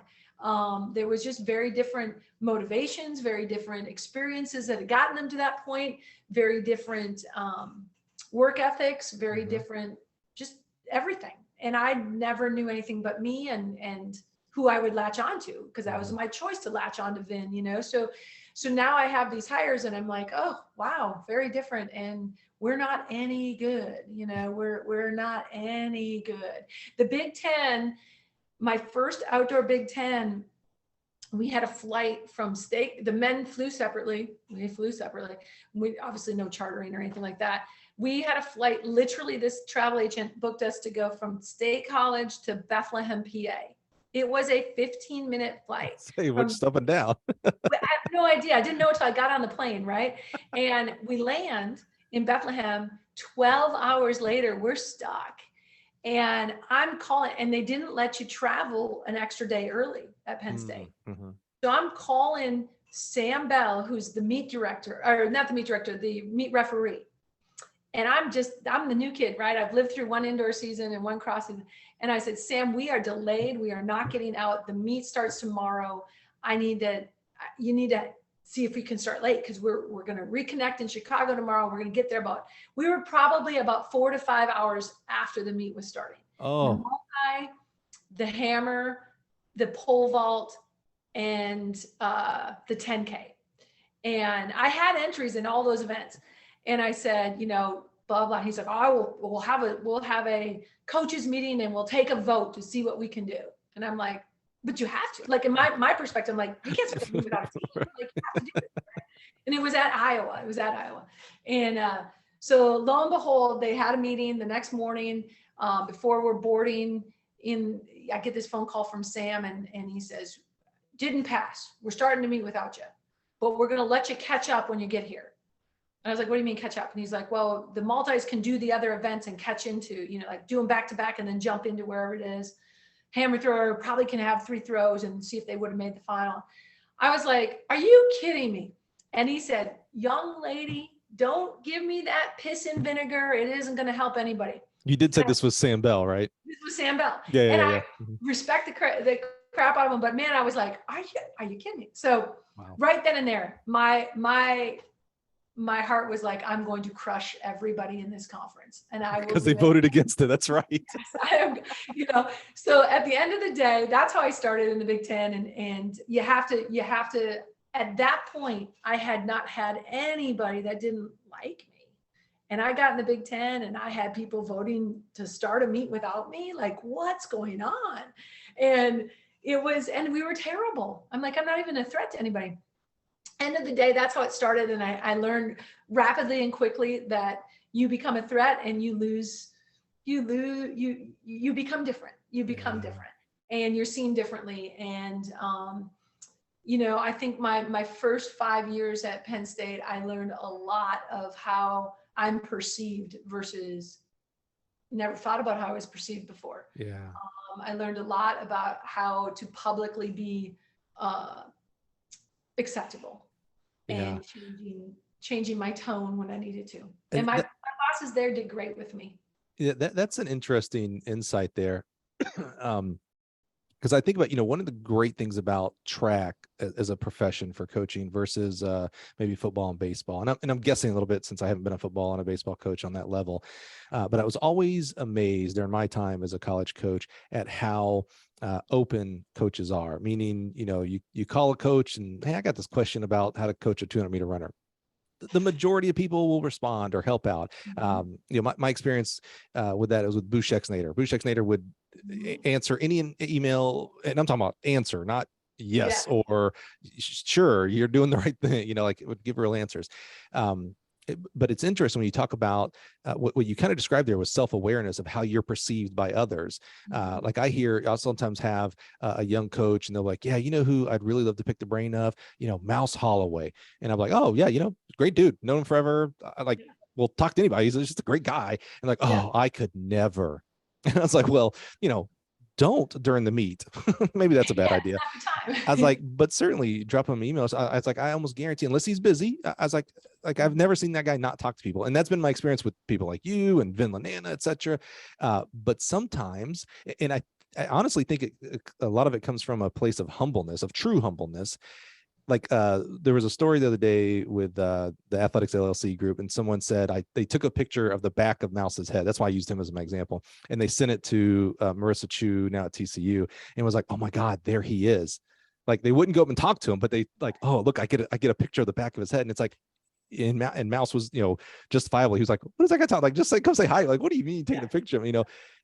And that's where I think this like humbleness of like, well, I really am no different person. I may be the coach at Penn State or at Florida or Stanford. And maybe I've won some titles, from doing my job and doing it right. But I'm still human. I'm still a person. I'm still a 50-year-old man or a 46-year-old woman. I'm just living my life. It just happens to be my profession. So I like that, that kind of that self-awareness of like, oh, okay. Maybe because I'm female, maybe because I'm successful, maybe because it's the combination of. There's people that look at me, they're making judgment calls. They don't know me. If they knew you, it'd be 100% different. But they see me from the outside and automatically think, oh, well, to be a female who's successful in the Big Ten, she must be hard to talk to or tough or, dismissive of others. And it's like, that's not really the truth. You just got to get to know them, So I like that kind of self-awareness. I think it's really important as we, from the beginning, when we're 25-year-old coaches up to 65-year-old coaches, of having that self-awareness of how others perceive us as well. Yeah. And it's a tough thing. It's a tough thing, Certainly. in one environment, it was so well supported. In another environment, it is seen as a threat. And, I had to really learn that quickly. I remember my team at Penn State too, and the first two examples in my first year, one was our discus thrower. And she was pretty good. She was in her sophomore year, and she'd made the junior team the year before. And her name is Deshea Williams. And she finally came in maybe somewhere, I don't know, somewhere along the line first year. And she said, Coach Sullivan, you make me nervous. And I said, why? And she said, well, you show up at my practices and you look so intense. And this is a kid that picked a school that was no good, so she wasn't looking for this, right? And she said, you just look so intense and you look so upset all the time. And I said, I am, because we're not very good. And she's like, I know, but it stresses me out. And when you show up, it causes me all this stress, and I can't really focus on what I'm trying to learn and do that day. And I thought, wow, what a great thing that this young person just gave to me, because I was able to change my face, and change, yes, I am walking around every day going, oh my God, we got to get better. Oh my God. And she gave that feedback to me in such a great way. I owe it to her forever from that moment on. Now, I've not always been able to change my face, but she made me aware. And she went on to be our first national champion for Penn State. And It was quite a journey. And I remember learning that and thinking, all of a sudden I'm in this visible spot that people are expecting me to be away. That was probably the biggest hardship for me. They were I remember when one person said, you're always red faced. I'm like, I'm pink. I'm always pink. It's not a red face, it's pink. But I'm intense, and the intensity was more than anybody was used to there. And the second was in my first year, we were at an airport and I was in the stall, and I heard some of my team come in, and one of them was like, yeah, Coach Sullivan, man, she's just so intense. Like, what's the problem? We just need to do track and field. She's so intense. And I was like, yeah, I got to get my people in here. We got to get recruiting because that's what it's going to take for us to win. And I really felt I was 15 years at Penn State, and I felt like the majority of that time I brought the intensity to that program. And I brought the drive to that program. And when I became aware of those things, that it just wasn't like it was at Stanford, I knew what I was doing. And then I had to be careful in how people interpreted it. And I had some great mentors there. I mean, Tim Curley, my SWA was a woman named Ellen Perry, and she was such a great mentor for me. Harry was as well, just getting through it. And when Harry announced his retirement the year before he did it, my boss brought me in. We had a conversation. He said, I'm not going public with it. I'm just going to announce you, and we're going to do this thing. And so I knew for most of that year, his last year, that I had the job, and Harry didn't. And it was a great, Harry, when he heard it, he got on board and never ever had an issue with it. I inherited 80 guys and only had one guy leave. That's how much Harry stayed on board with it. I want to give a quick shout out. Tell me the young lady's name again. Was it Deshaun? Deshaya? Mm-hmm. I thought there was I picked up on two amazing positive things there. One, that she could have the ability to speak truth to power. I mean, you're the head coach. She easily can be like, yeah, I'm not saying anything to her. First of all, she was already intimidated. So it's like, nothing good can come from this, but she had the maturity to say it, and to say it respectfully. There's a right way and a wrong way to say that, by the way. But also kudos to you on that, Beth, because again, not easy to be able to say, okay, maybe I'm not focusing on how I'm being perceived to my athletes. And that could be wrong. It's affecting them negatively. Maybe I do need to change there. You could have easily been like, hey, look, this is who I am. I'm 30 something at this point. I'm not changing my face. So I like that. Again, there was just two kudos there of like, wow, what maturity from her. And then again, what maturity from you to be able to say, oh wow, I'm affecting my kids negatively. That's not good. That's not going to help me out. And it's a thing, and I've had to struggle with it because my intensity is bigger than most people's. Mm-hmm. And my face I don't have a very good game face. And so I have to work on it. I've had others say I'm just, mean and aggressive. And I'm like, I'm not, but I can see why you think it, because you didn't do well and you're seeing my face. So it's my fault, so those things happen. Not to belittle or take down anybody who's the head coach of a single sex program. If you're the head coach of just a women's program, that is amazing. That's a ton of work. If you're the head coach of just a men's program, ton of work. But there is something about being the head coach of men and women together. It's a lot more athletes, more staff, which just means more scheduling, more budgeting, more logistics, etc. So what's it like? I don't want to say that you had a year to prepare because no one knew about it. So it's not like you could be really doing anything. Harry didn't even know. That was news to me. Like, wow, I was like, whoa, man. But now you're in the quote unquote big chair. You're overseeing men and women. What's it like? I mean, I have to imagine knowing you well enough that it was like, oh, I'm ready for the challenge. Let's go. But was there any, not hesitation, but again, I go back to that intimidation word. What was it like of like, okay, I got them all. Let's go. Yeah. So it was interesting.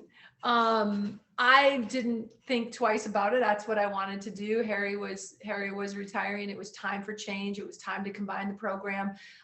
Mass respect for my boss letting Harry go out in his terms and not change it before then. Right. But it was a challenge. I did let some people go and rehire and hire some people. Get the staff I needed. Luckily, the women had kind of arrived. We'd won, and I think we won pretty quickly after that, I hired, just the best one of, well, I don't know. I've had some phenomenal sprint coaches since that time, but I hired Chris Johnson, who's now at Arkansas, and it was his first coaching gig. And Chris was with me for 9 years. 9 years, maybe 8 years. Can't remember exactly, but we, I just hired him at the right time, and we got that women's side going, and it was up and rolling. And my throws coach had stayed with me. Shortly after we combined, my throws coach said this was more than I bit off, to come into coaching, and interesting. Moved on. She got married and moved on with her life, but still at Penn State. But yeah, it was just kind of a take it and run with it. Let's make it great. The men were not super successful, but not super terrible. There was a lot of talent on the team. I had two great things that happened. At the time, I didn't know it was as great as it is in this story today. Our very first signee on the men was in November of that first year, and it was Joe Kovacs. And I mean, you can't make this stuff up. It was one of the greatest recruiting, exciting processes to get him, but also to know now who he is. It was phenomenal. That's a story in itself. Joe's a story himself, and that spring we signed his best buddy Blake Eaton.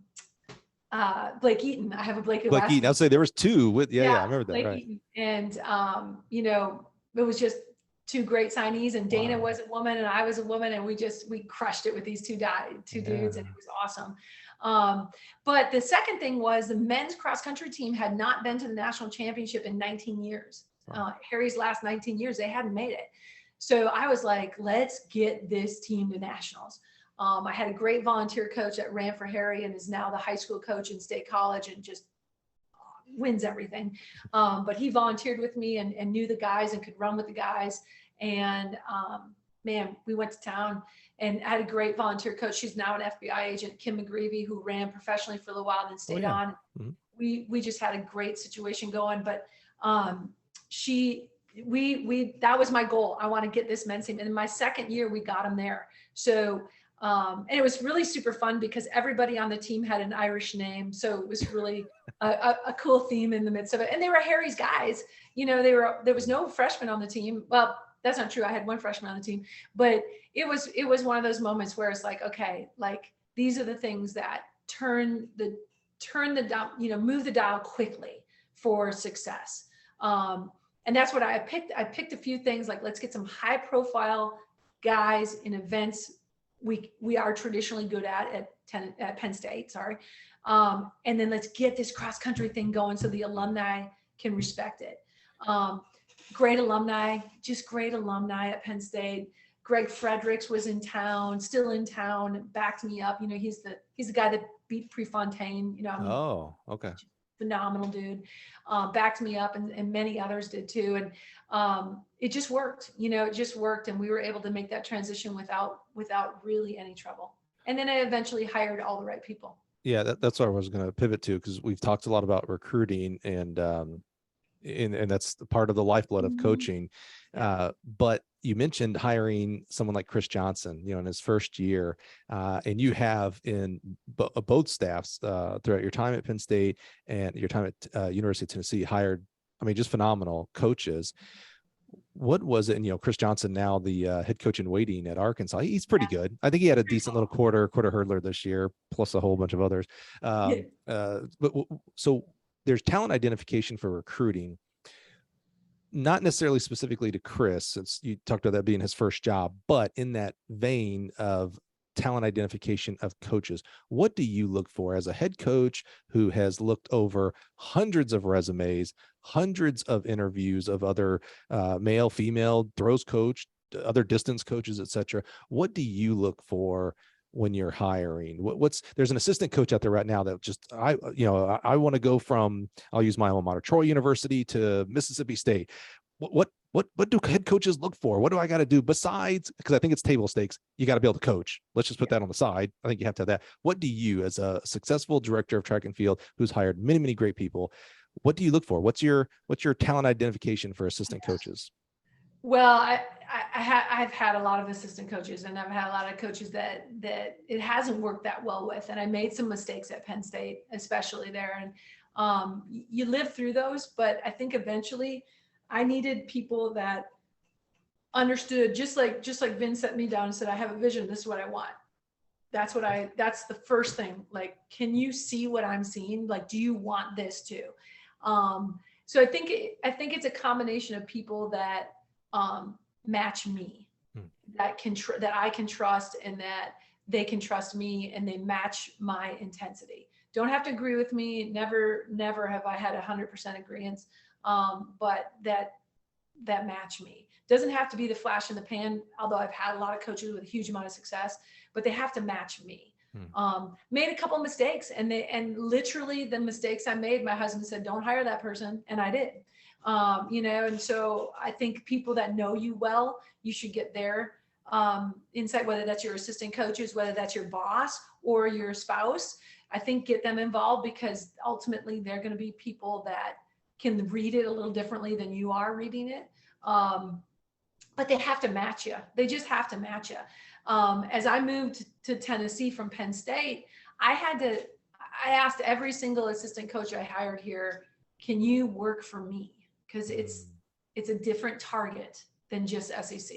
My target became the Tennessee T became Tennessee Target to me when I got here, because I was the first and I was different. And trust me, you think you can, but you're going to get asked a lot about me. And so can you do it?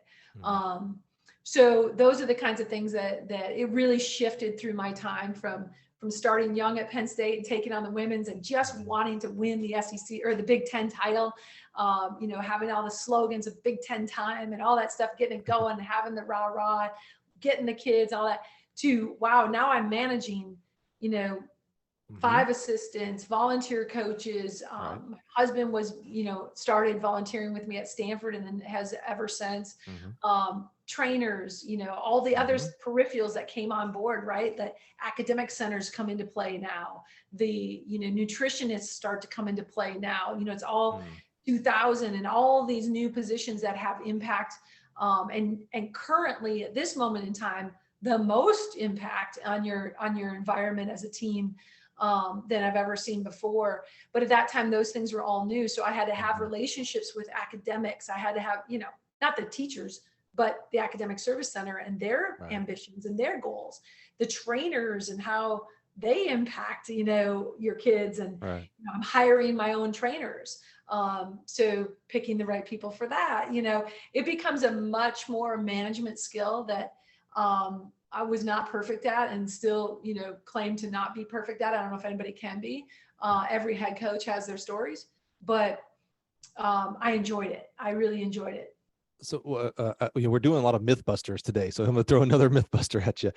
There's this myth, and we've busted it. Go back and listen to Mike Erb from Indiana University, an amazing story of how he got the University of Illinois assistant's job. He did not know Tanja, who was the head coach at that point, at all. But there's this myth that it's who you know. And sometimes people stop it right there, period, point blank. It's all about who you know. Maybe not have you. What is your philosophy around, have you ever, I'll ask it the blunt way and then you can make it much nicer, but have you ever hired a stranger? Meaning, are all your hires people like, oh yeah, I knew them because they were a former athlete, or they were on the staff of Vin and I trust Vin? Was there ever like, I got a resume and said, okay, I may have seen this person, but I don't know them. This looks interesting. Let me bring them in. I don't know. I think I've mostly gone off of recommendation of people. There was one hire that I got a recommendation, so I followed up, but I didn't know him, and I did hire him. He was good in his way.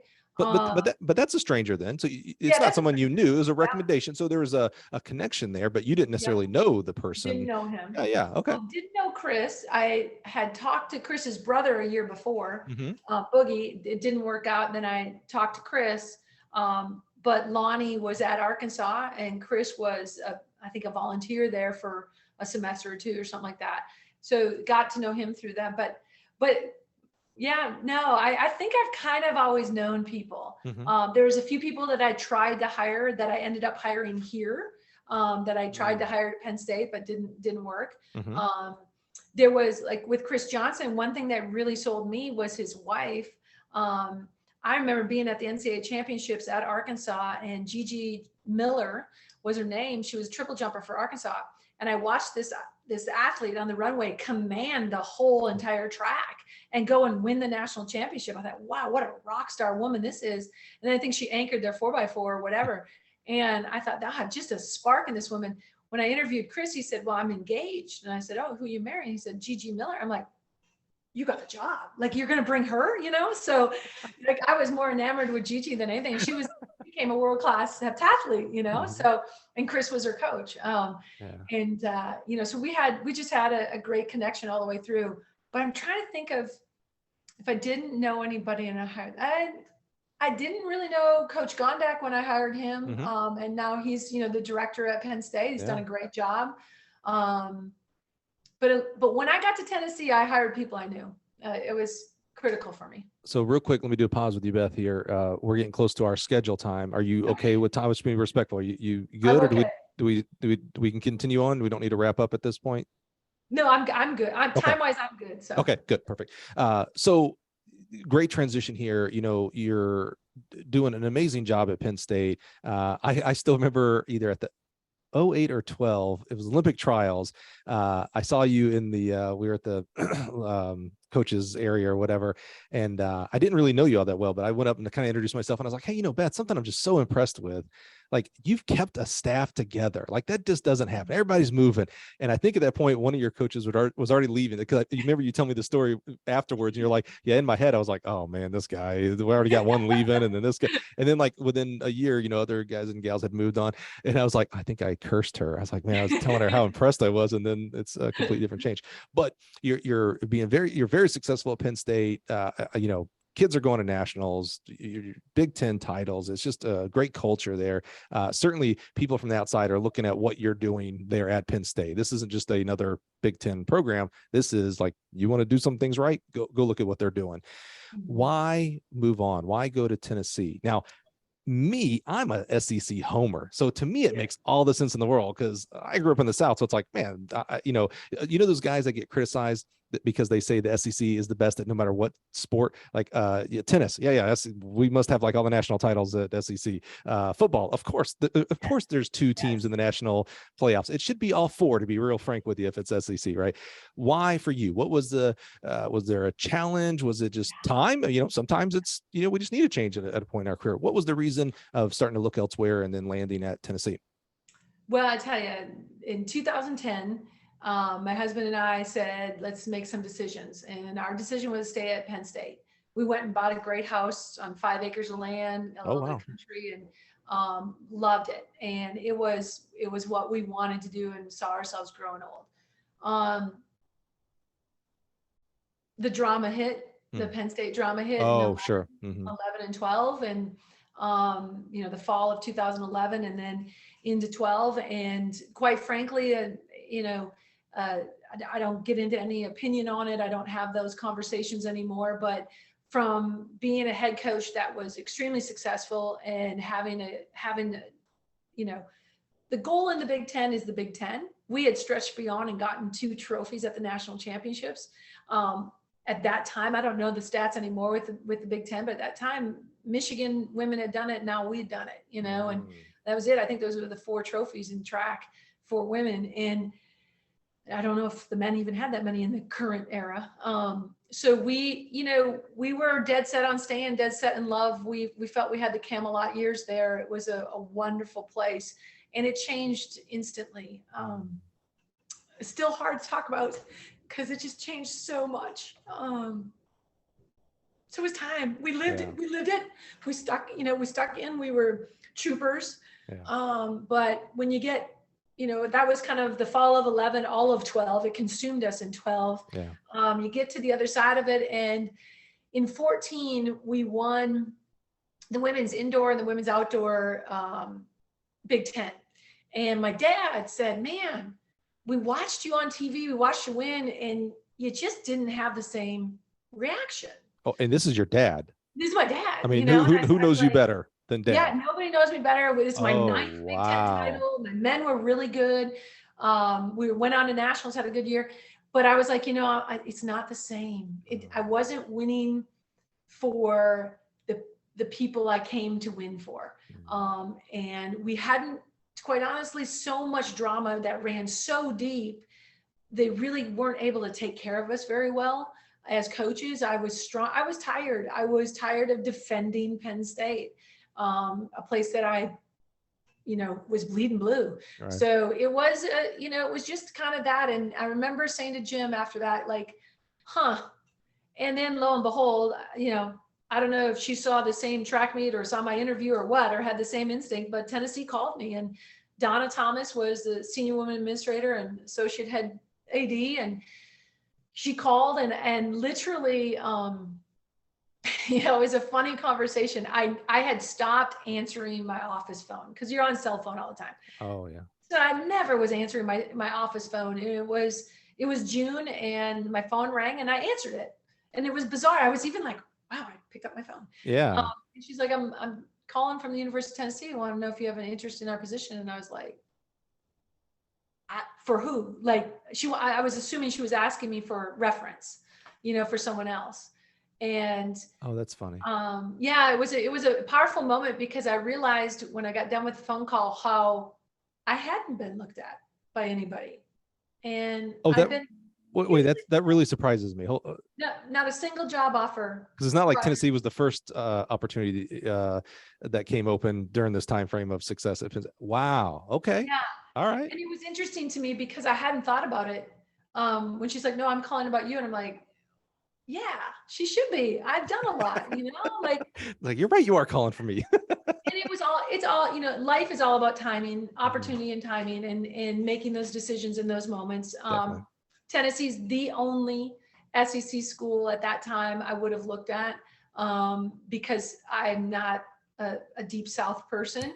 Sure. I can't do humidity very well. So you got like the northernest SEC team we could have there, basically. Pretty much. I mean, I guess Mizzou, but oh, sure, right. But yeah, so and it became, I wasn't ready for the interview. I wasn't ready for the opportunity. It became a Trailblazer moment, and that's what sold it. I knew what the SEC demand was going to be, and I wasn't sure I was wanting that. But when it was presented the way it was, I couldn't turn it down, and I loved the boss. When you said Trailblazer, you're referencing that you were, I believe, correct me, you were the first woman to be a head coach of a men's program in the SEC. Is that correct? Correct. Yeah. Was that the case at Penn State? Were you the first female to be a head coach of a men? Wow, that's interesting. Yeah. So you go to Tennessee. Now I've coached in 4 SEC championships, and it's a bloodbath. It's crazy. I was talking, and that was before A&M and Missouri got there. Yeah. When I was there, and it was still just a terrible meet, because it's like doing nationals all over, before you do it, because you got to redo it all over again in a couple of weeks.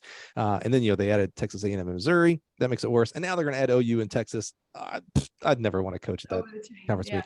What was it like? And now, okay, I've not coached in it, but I've been to Big Ten championships, and it certainly has its intensity. I'm not, remember, I'm an SEC homer, so of course I'm going to overplay the SEC meet, but there's nothing like the SEC meet, in my opinion. What was it like? You can look at results, you can talk to other coaches, but until you're in it, it's like no other. What was that first moment? What was that first meet? First, where was it at? And you walk in, and you've already seen all the heat sheets. So you already know you're in for the muck. And then you actually get into it, and bodies are just flying. They're just dying. It's just it's an unbelievable meet. What was that like? That first, like, okay, I'm in the SEC. This is what I wanted. So first of all, just backing it up just a little bit. It was a Trailblazer moment. Donna Thomas, Dave Hart hired me. Absolutely trusted and loved their energy, what they wanted. They needed a rebuild. We had nothing. Mm-hmm. I didn't have 5 in cross country. I didn't compete 14. I turned us in for not having the right numbers that first year. The men had maybe about 20. The men were definitely ahead of the curve. The roster was decent. There was maybe 20 guys, but there was some talent on it. I needed to hire people. I needed to let people go. I needed to hire people. The opportunity, knowing what the opportunity was, I was up for the challenge and I wanted to break the glass ceiling.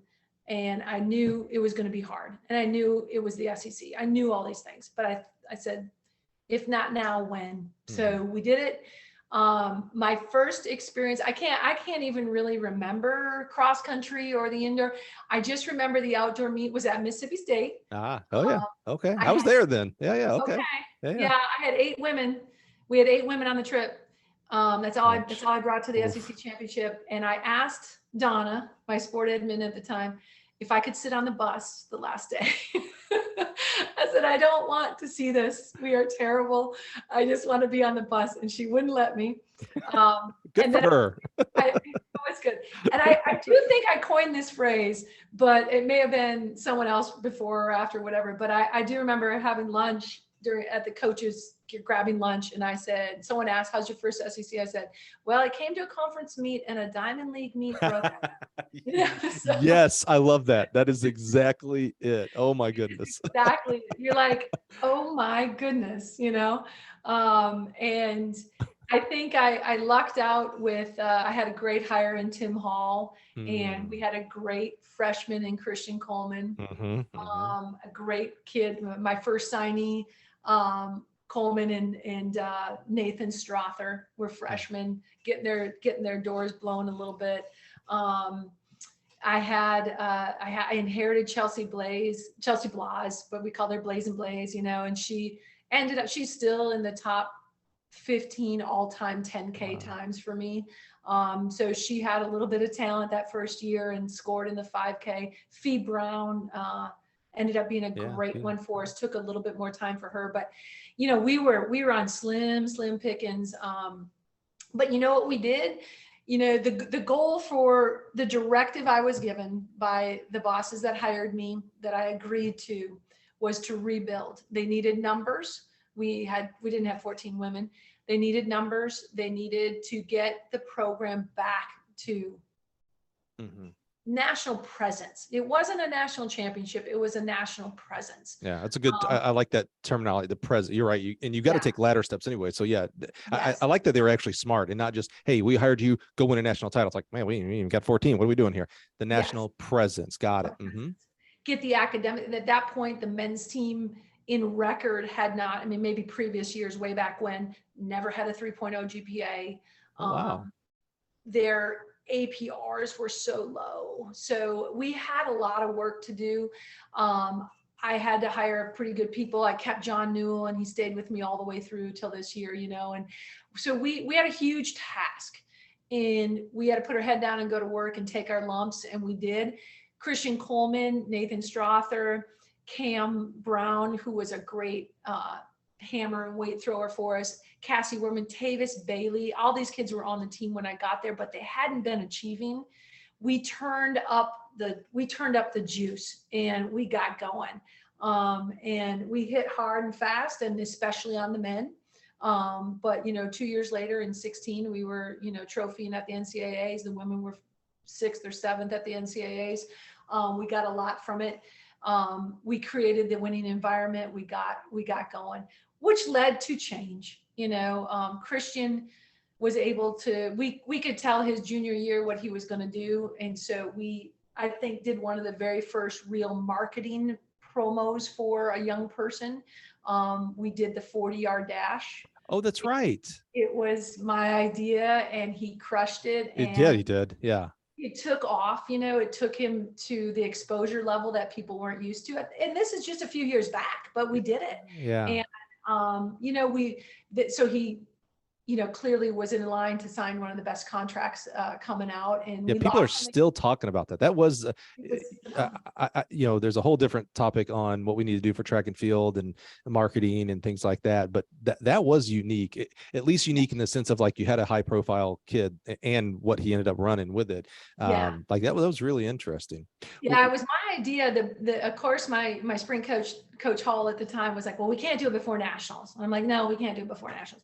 And then we got back from nationals and it was like, he needs a break because he'd just gone and crushed it, Right. So literally it was probably 5-6 days, 6-7 days into his break where he hadn't done a thing. I called him up like, Coleman, here's what we're doing. I'm like, just be in Tennessee gear and bring your spikes, and we're gonna try this thing. And so you could see we're all just in sweats, and we didn't. The guy that did the video for us put it to the right song and caught the right moments, and Christian ran fast. But we regretted, because had we done it when he was in peak form, I think he would have broken 4, and so it's, because it was like, he's so close to 4. But it was a huge moment in realizing the power of the brand of Tennessee. And it moved the dial for him to go out to outdoor, and he set the collegiate record, and we lost him a year early. I think we would have been national champs the following year if we had him in the uniform, So we have to start all over. And Coach Hall moved on. We had to change over again. It's just it's a lot at this level of management of things. And then kind of what people probably don't know at Tennessee in my time, I had 4 athletic directors in this time. The boss that hired me left after 2 years, retired after 2 years. We then had another AD that didn't quite make it 2 years. Then we hired our former football coach, and we had a world pandemic. So there was 0 moving the dial during that time. And the pandemic hit my women's team pretty hard, which some did, some didn't. And then we turned around and we got our next AD, and things changed quite rapidly. Now that's interesting. When I first met James Henry, recently retired women's head coach from University of Michigan, legend, by the way. Yes. When I first met him, the first question I asked him, because at that point, he'd been in Michigan for 30 years. I think he ended up being, I didn't realize he was an athlete there as well. He did you see his retirement video? And what a unique dude. If you haven't seen this, it's amazing. He did the flashcard. I think he did it because he's very emotional, and he got to a certain part, and you could see it. I think he's like, I can't verbalize it, so I just got to hose it. Anyway, first question I asked him when I first met him was, hey, you've been there for 30 plus years. How many ADs have you had during that time? And I think he said, I think I'm on my 7th. Now that's over 30 years. But it was super impressive, because I'm like, every AD comes in with their own people and their own ideas and things like that. I was like, that kind of says a lot about you, James, that you were able to, that's not an easy, that's the Grand Rapids right there. That is not an easy path to navigate and still be as successful as a James Henry was. You just mentioned in 7 years, that's not even 2 recruitings, right? You think about 4-year blocks of recruiting. That's not even 2 recruiting cycles in that sense. To have 4 ADs, and then on top of, just sprinkle a little on top of that, COVID came with it. World pandemic on top of it. And you're the head coach, the director of this whole thing, so you're very dependent on the path that your AD sets forward, their goals of what they want for the program. I mean, how do you navigate that? I mean, it just feels like if I had here in the business world, in the private sector, thank God I've had the same boss for the 16 years I've been here. Love him to death. Just in case you're listening, boss, I love you to death. But we have consistency. Like, I know his style. I know what he wants. We push each other. We're all pulling on the same rope, right? If I had in the 16 years, if I'd had 4 or 5 guys in that chair, I don't know that I'd be here in 16 years, to be real frank with you. How do you just navigate that while you're also trying to coach, for crying out loud? You're trying to be on the track and do things. Yeah. So, I think at this point, my skill set was pretty good. Not only did I have 4 ADs, I had 3 sports supervisors, I had 3 chancellors and 2 presidents. So the entire university was transitioning all along.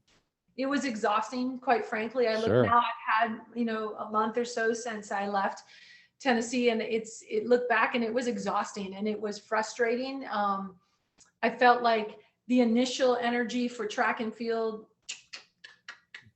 went just down with all that change. And, I think I look at it kind of, I matched up with everybody that came through the door. I'm not sure I matched up with our current athletic director at Tennessee, and that's okay. That's part of the process, especially when you have so much change.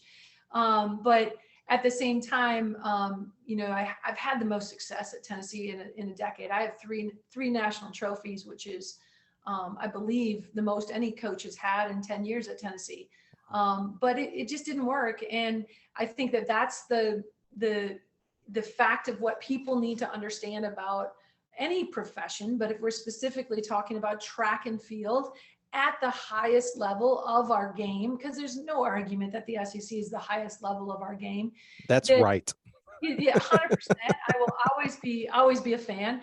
But the end of the day, you have to expect that you're not going to fit everybody's vision, and it just isn't going to be that way. And you have to take your lumps. You have to live in a world understanding that change can happen at any moment.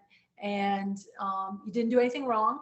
No one did anything wrong. There's been there's no cloud over me. I didn't break any rules. I didn't make anybody mad. I didn't do anything. There's just a different vision that came through the door, and the different vision came through the door, and you have to be able to handle yourself with that. And I think myself and my staff did a great job of managing the last year and a half, knowing that we were probably not going to be in his vision. So.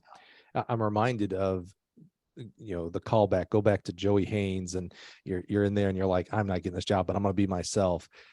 It makes me think of this time period for you of, okay, I am who I am. Certainly I can improve. You seem like a person who's a continuous improver. There's still certain things that, okay, I need to get better here, get better here, get better here. But you didn't, when another AD comes in, it wasn't like, okay, well, I better fake it so that I appease this person so I can keep my job. That just leads to miserable for both. Yeah. I mean, that leads to bad separations, no mutual at that point. That's just bad separation. So, I just love that. It's like, hey, here's what I've done. Here's who I am. Here's my authenticity. And look what it birthed. It gave trophies. It gave national champions. It gave many points, and it gave lots of SEC. I mean, you certainly didn't want to sit on the bus the last day of SECs for those last few years. That's for sure. Cause you had a team going. So I just love that authenticity of, man, I have to be who I am inside. I can't fake this. There is no fakeness here. And correct. And it was, it's one of those things where through this time, no one changed my directive. Everybody stayed with the same directive, like, okay, you're rebuilding this program. You're making us academically important. You're making, the culture's great. Let's keep moving the dial. And, the understanding was, okay, we may not win an SEC title, but we can play at the national championship. I think, that we were doing those things, and we had a rough go on the women post the 21 after COVID. But honestly, that was hit and miss a little bit. It's an interesting thing. We really you have to learn that, one, put your head down and go to work. Like, at the end of the day, not everybody's going to like you. Not everybody's going to care about you. You got to go do your job and do it the best you can. And so last summer, the writing came on the wall that I was in my last year of my contract. It became very public. And we knew what we were up against. And the staff said, let's go do the best we can do. I had 2 new hires that took the job knowing the situation. I had an opportunity to panic and, make it an awful day at the work and do all those things. And we never did. We fought hard. I had one of the better cross country seasons. Again, it wasn't the directive to have cross country be the national prominence. It just wasn't. And there's not a lot of money. So we had to make decisions, and I gave up my, although I've had some amazing athletes, we've rewritten over 35 school records at Tennessee, which many of them multiple times. So probably all in all, we're over 50 times, but let's just talk about, this is Tennessee's. I was going to say, this ain't chump change. Great history in the sport. Yeah. Right. We've had, I think 10 top 10 teams. We've had 3 trophy teams. We've had more success than I can even start to say. And just, a Bowerman winner, Olympians. That's I mean, right. the whole kit and caboodle. We've done what the SEC does. Did we break into becoming what Mouse has created? No, or Dennis or Pat. Duration is what they have. They have the duration, and we were just getting up and going. But a different vision came through the door, and that's okay. So we put our head down and said, well, let's just do the best we can. And boy, we did great. We were 16th on the women and 3rd on the men at the indoor national championships. And we had some injury outdoor with the women, and then of course a lot in the last 2 weeks of the season happened that I think really affected my women's team. Certainly. So we really, we battled, but my men had to jump on it. They knew they could trophy again, and they weren't going to let that vision get lost. We started about 4 years ago with a slogan of podium push, getting on the podium, and we pulled it off. We did what we can do. And there's, I'm passing, whether the baton has been given or I'm passing it on to Dwayne and to Coach Carlson. We left it in a healthy spot, a great spot, the best Tennessee's been in 20 years. Our finishes this year, the best it's been in 20 years. And that was my mission. That was my role within Tennessee track and field. I'm very proud of it. And I'm ready to move on, because the vision now is different than the one I was bought into. So it's been a mutual thing, and it's been a good thing, and we leave with it in a great spot. And I hope that all my assistants land on their feet. They're already starting, so I'm excited for them. Yeah. I was super excited. I knew John Newell before you came to Tennessee. He's my birthday twin. We both have July 25th as our birthday. Yeah. And he asked me when you got the job, he's like, "Hey, do you know her?" And I was like, "Yeah, she's been to our factory when had Big Tens here and things like that." And he goes, "Man, I really do want to stay." And I was like, "I'll put in a word." I was like, "I'll shoot her."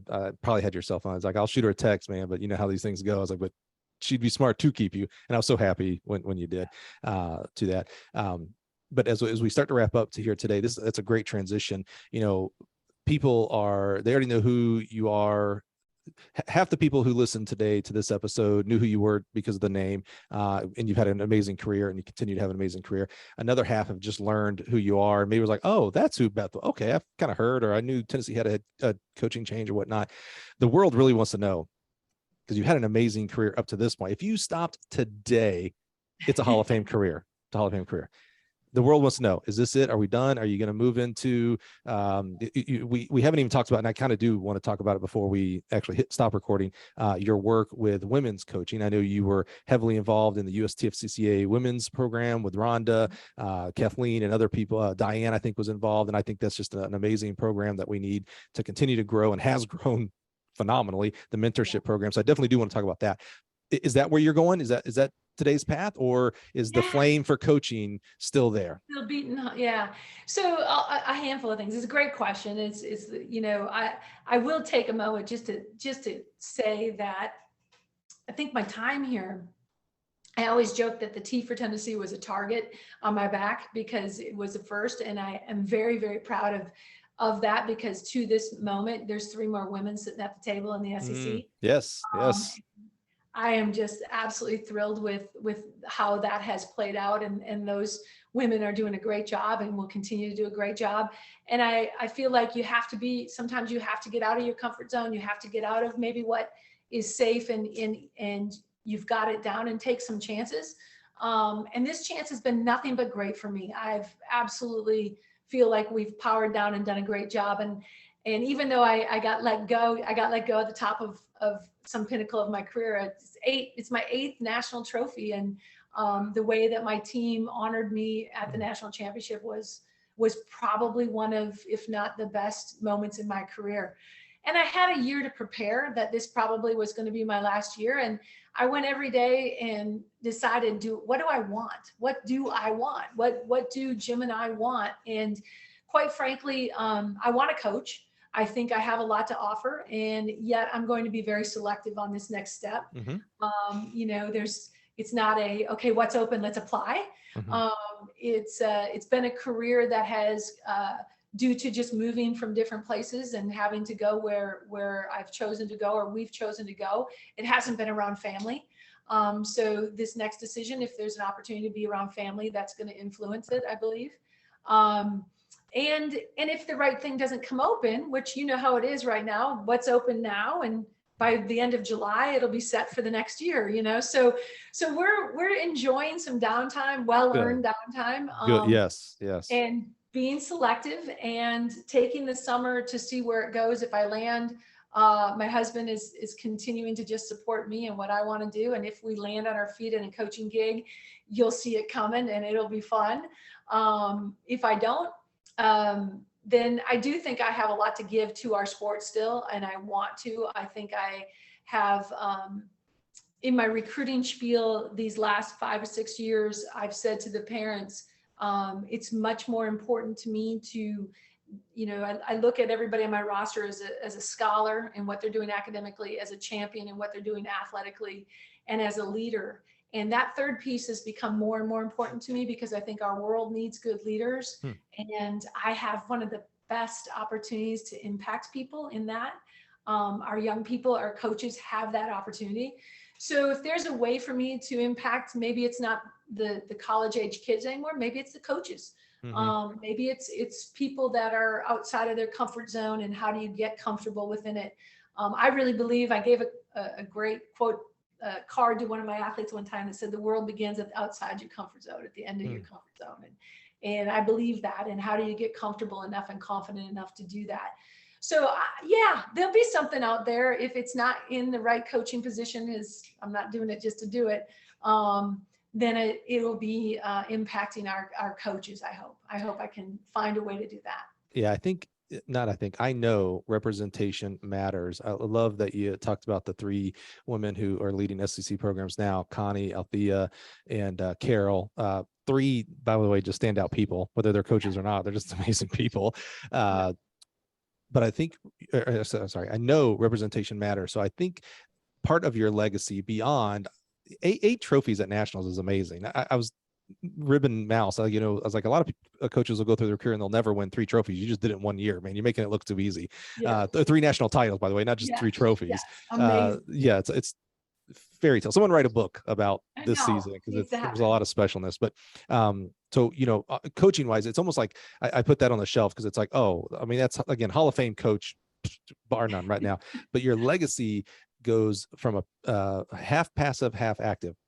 Don't get caught up in the 50-50, but there's a passive of just you being who you are and being in the seats that you've been. So another female athlete, another coach that says, that thought, I can't be a Big Ten coach. I can't be an SEC men's program director. That's just not what we do. No one's going to hire me. And they see you and go, well, wait a minute. Because I love that you started at Hopkins, Minnesota. You coached at Carbondale, Illinois. And I'm not bashing those, because I love those people there, and I've been to each one of those cities. You didn't start out as a national champion, a Big Ten, and the first job was Stanford. You worked your way from the bottom of the pyramid to the top. So there's just representation of just seeing that you can do it. Golly, if Beth can do it, anybody can do it. She is special. But you can do it too. Work and get to it. Like I said, work has been a great theme for today. And then the other half of that legacy, so half of passive of just people just seeing you in those seats and being successful.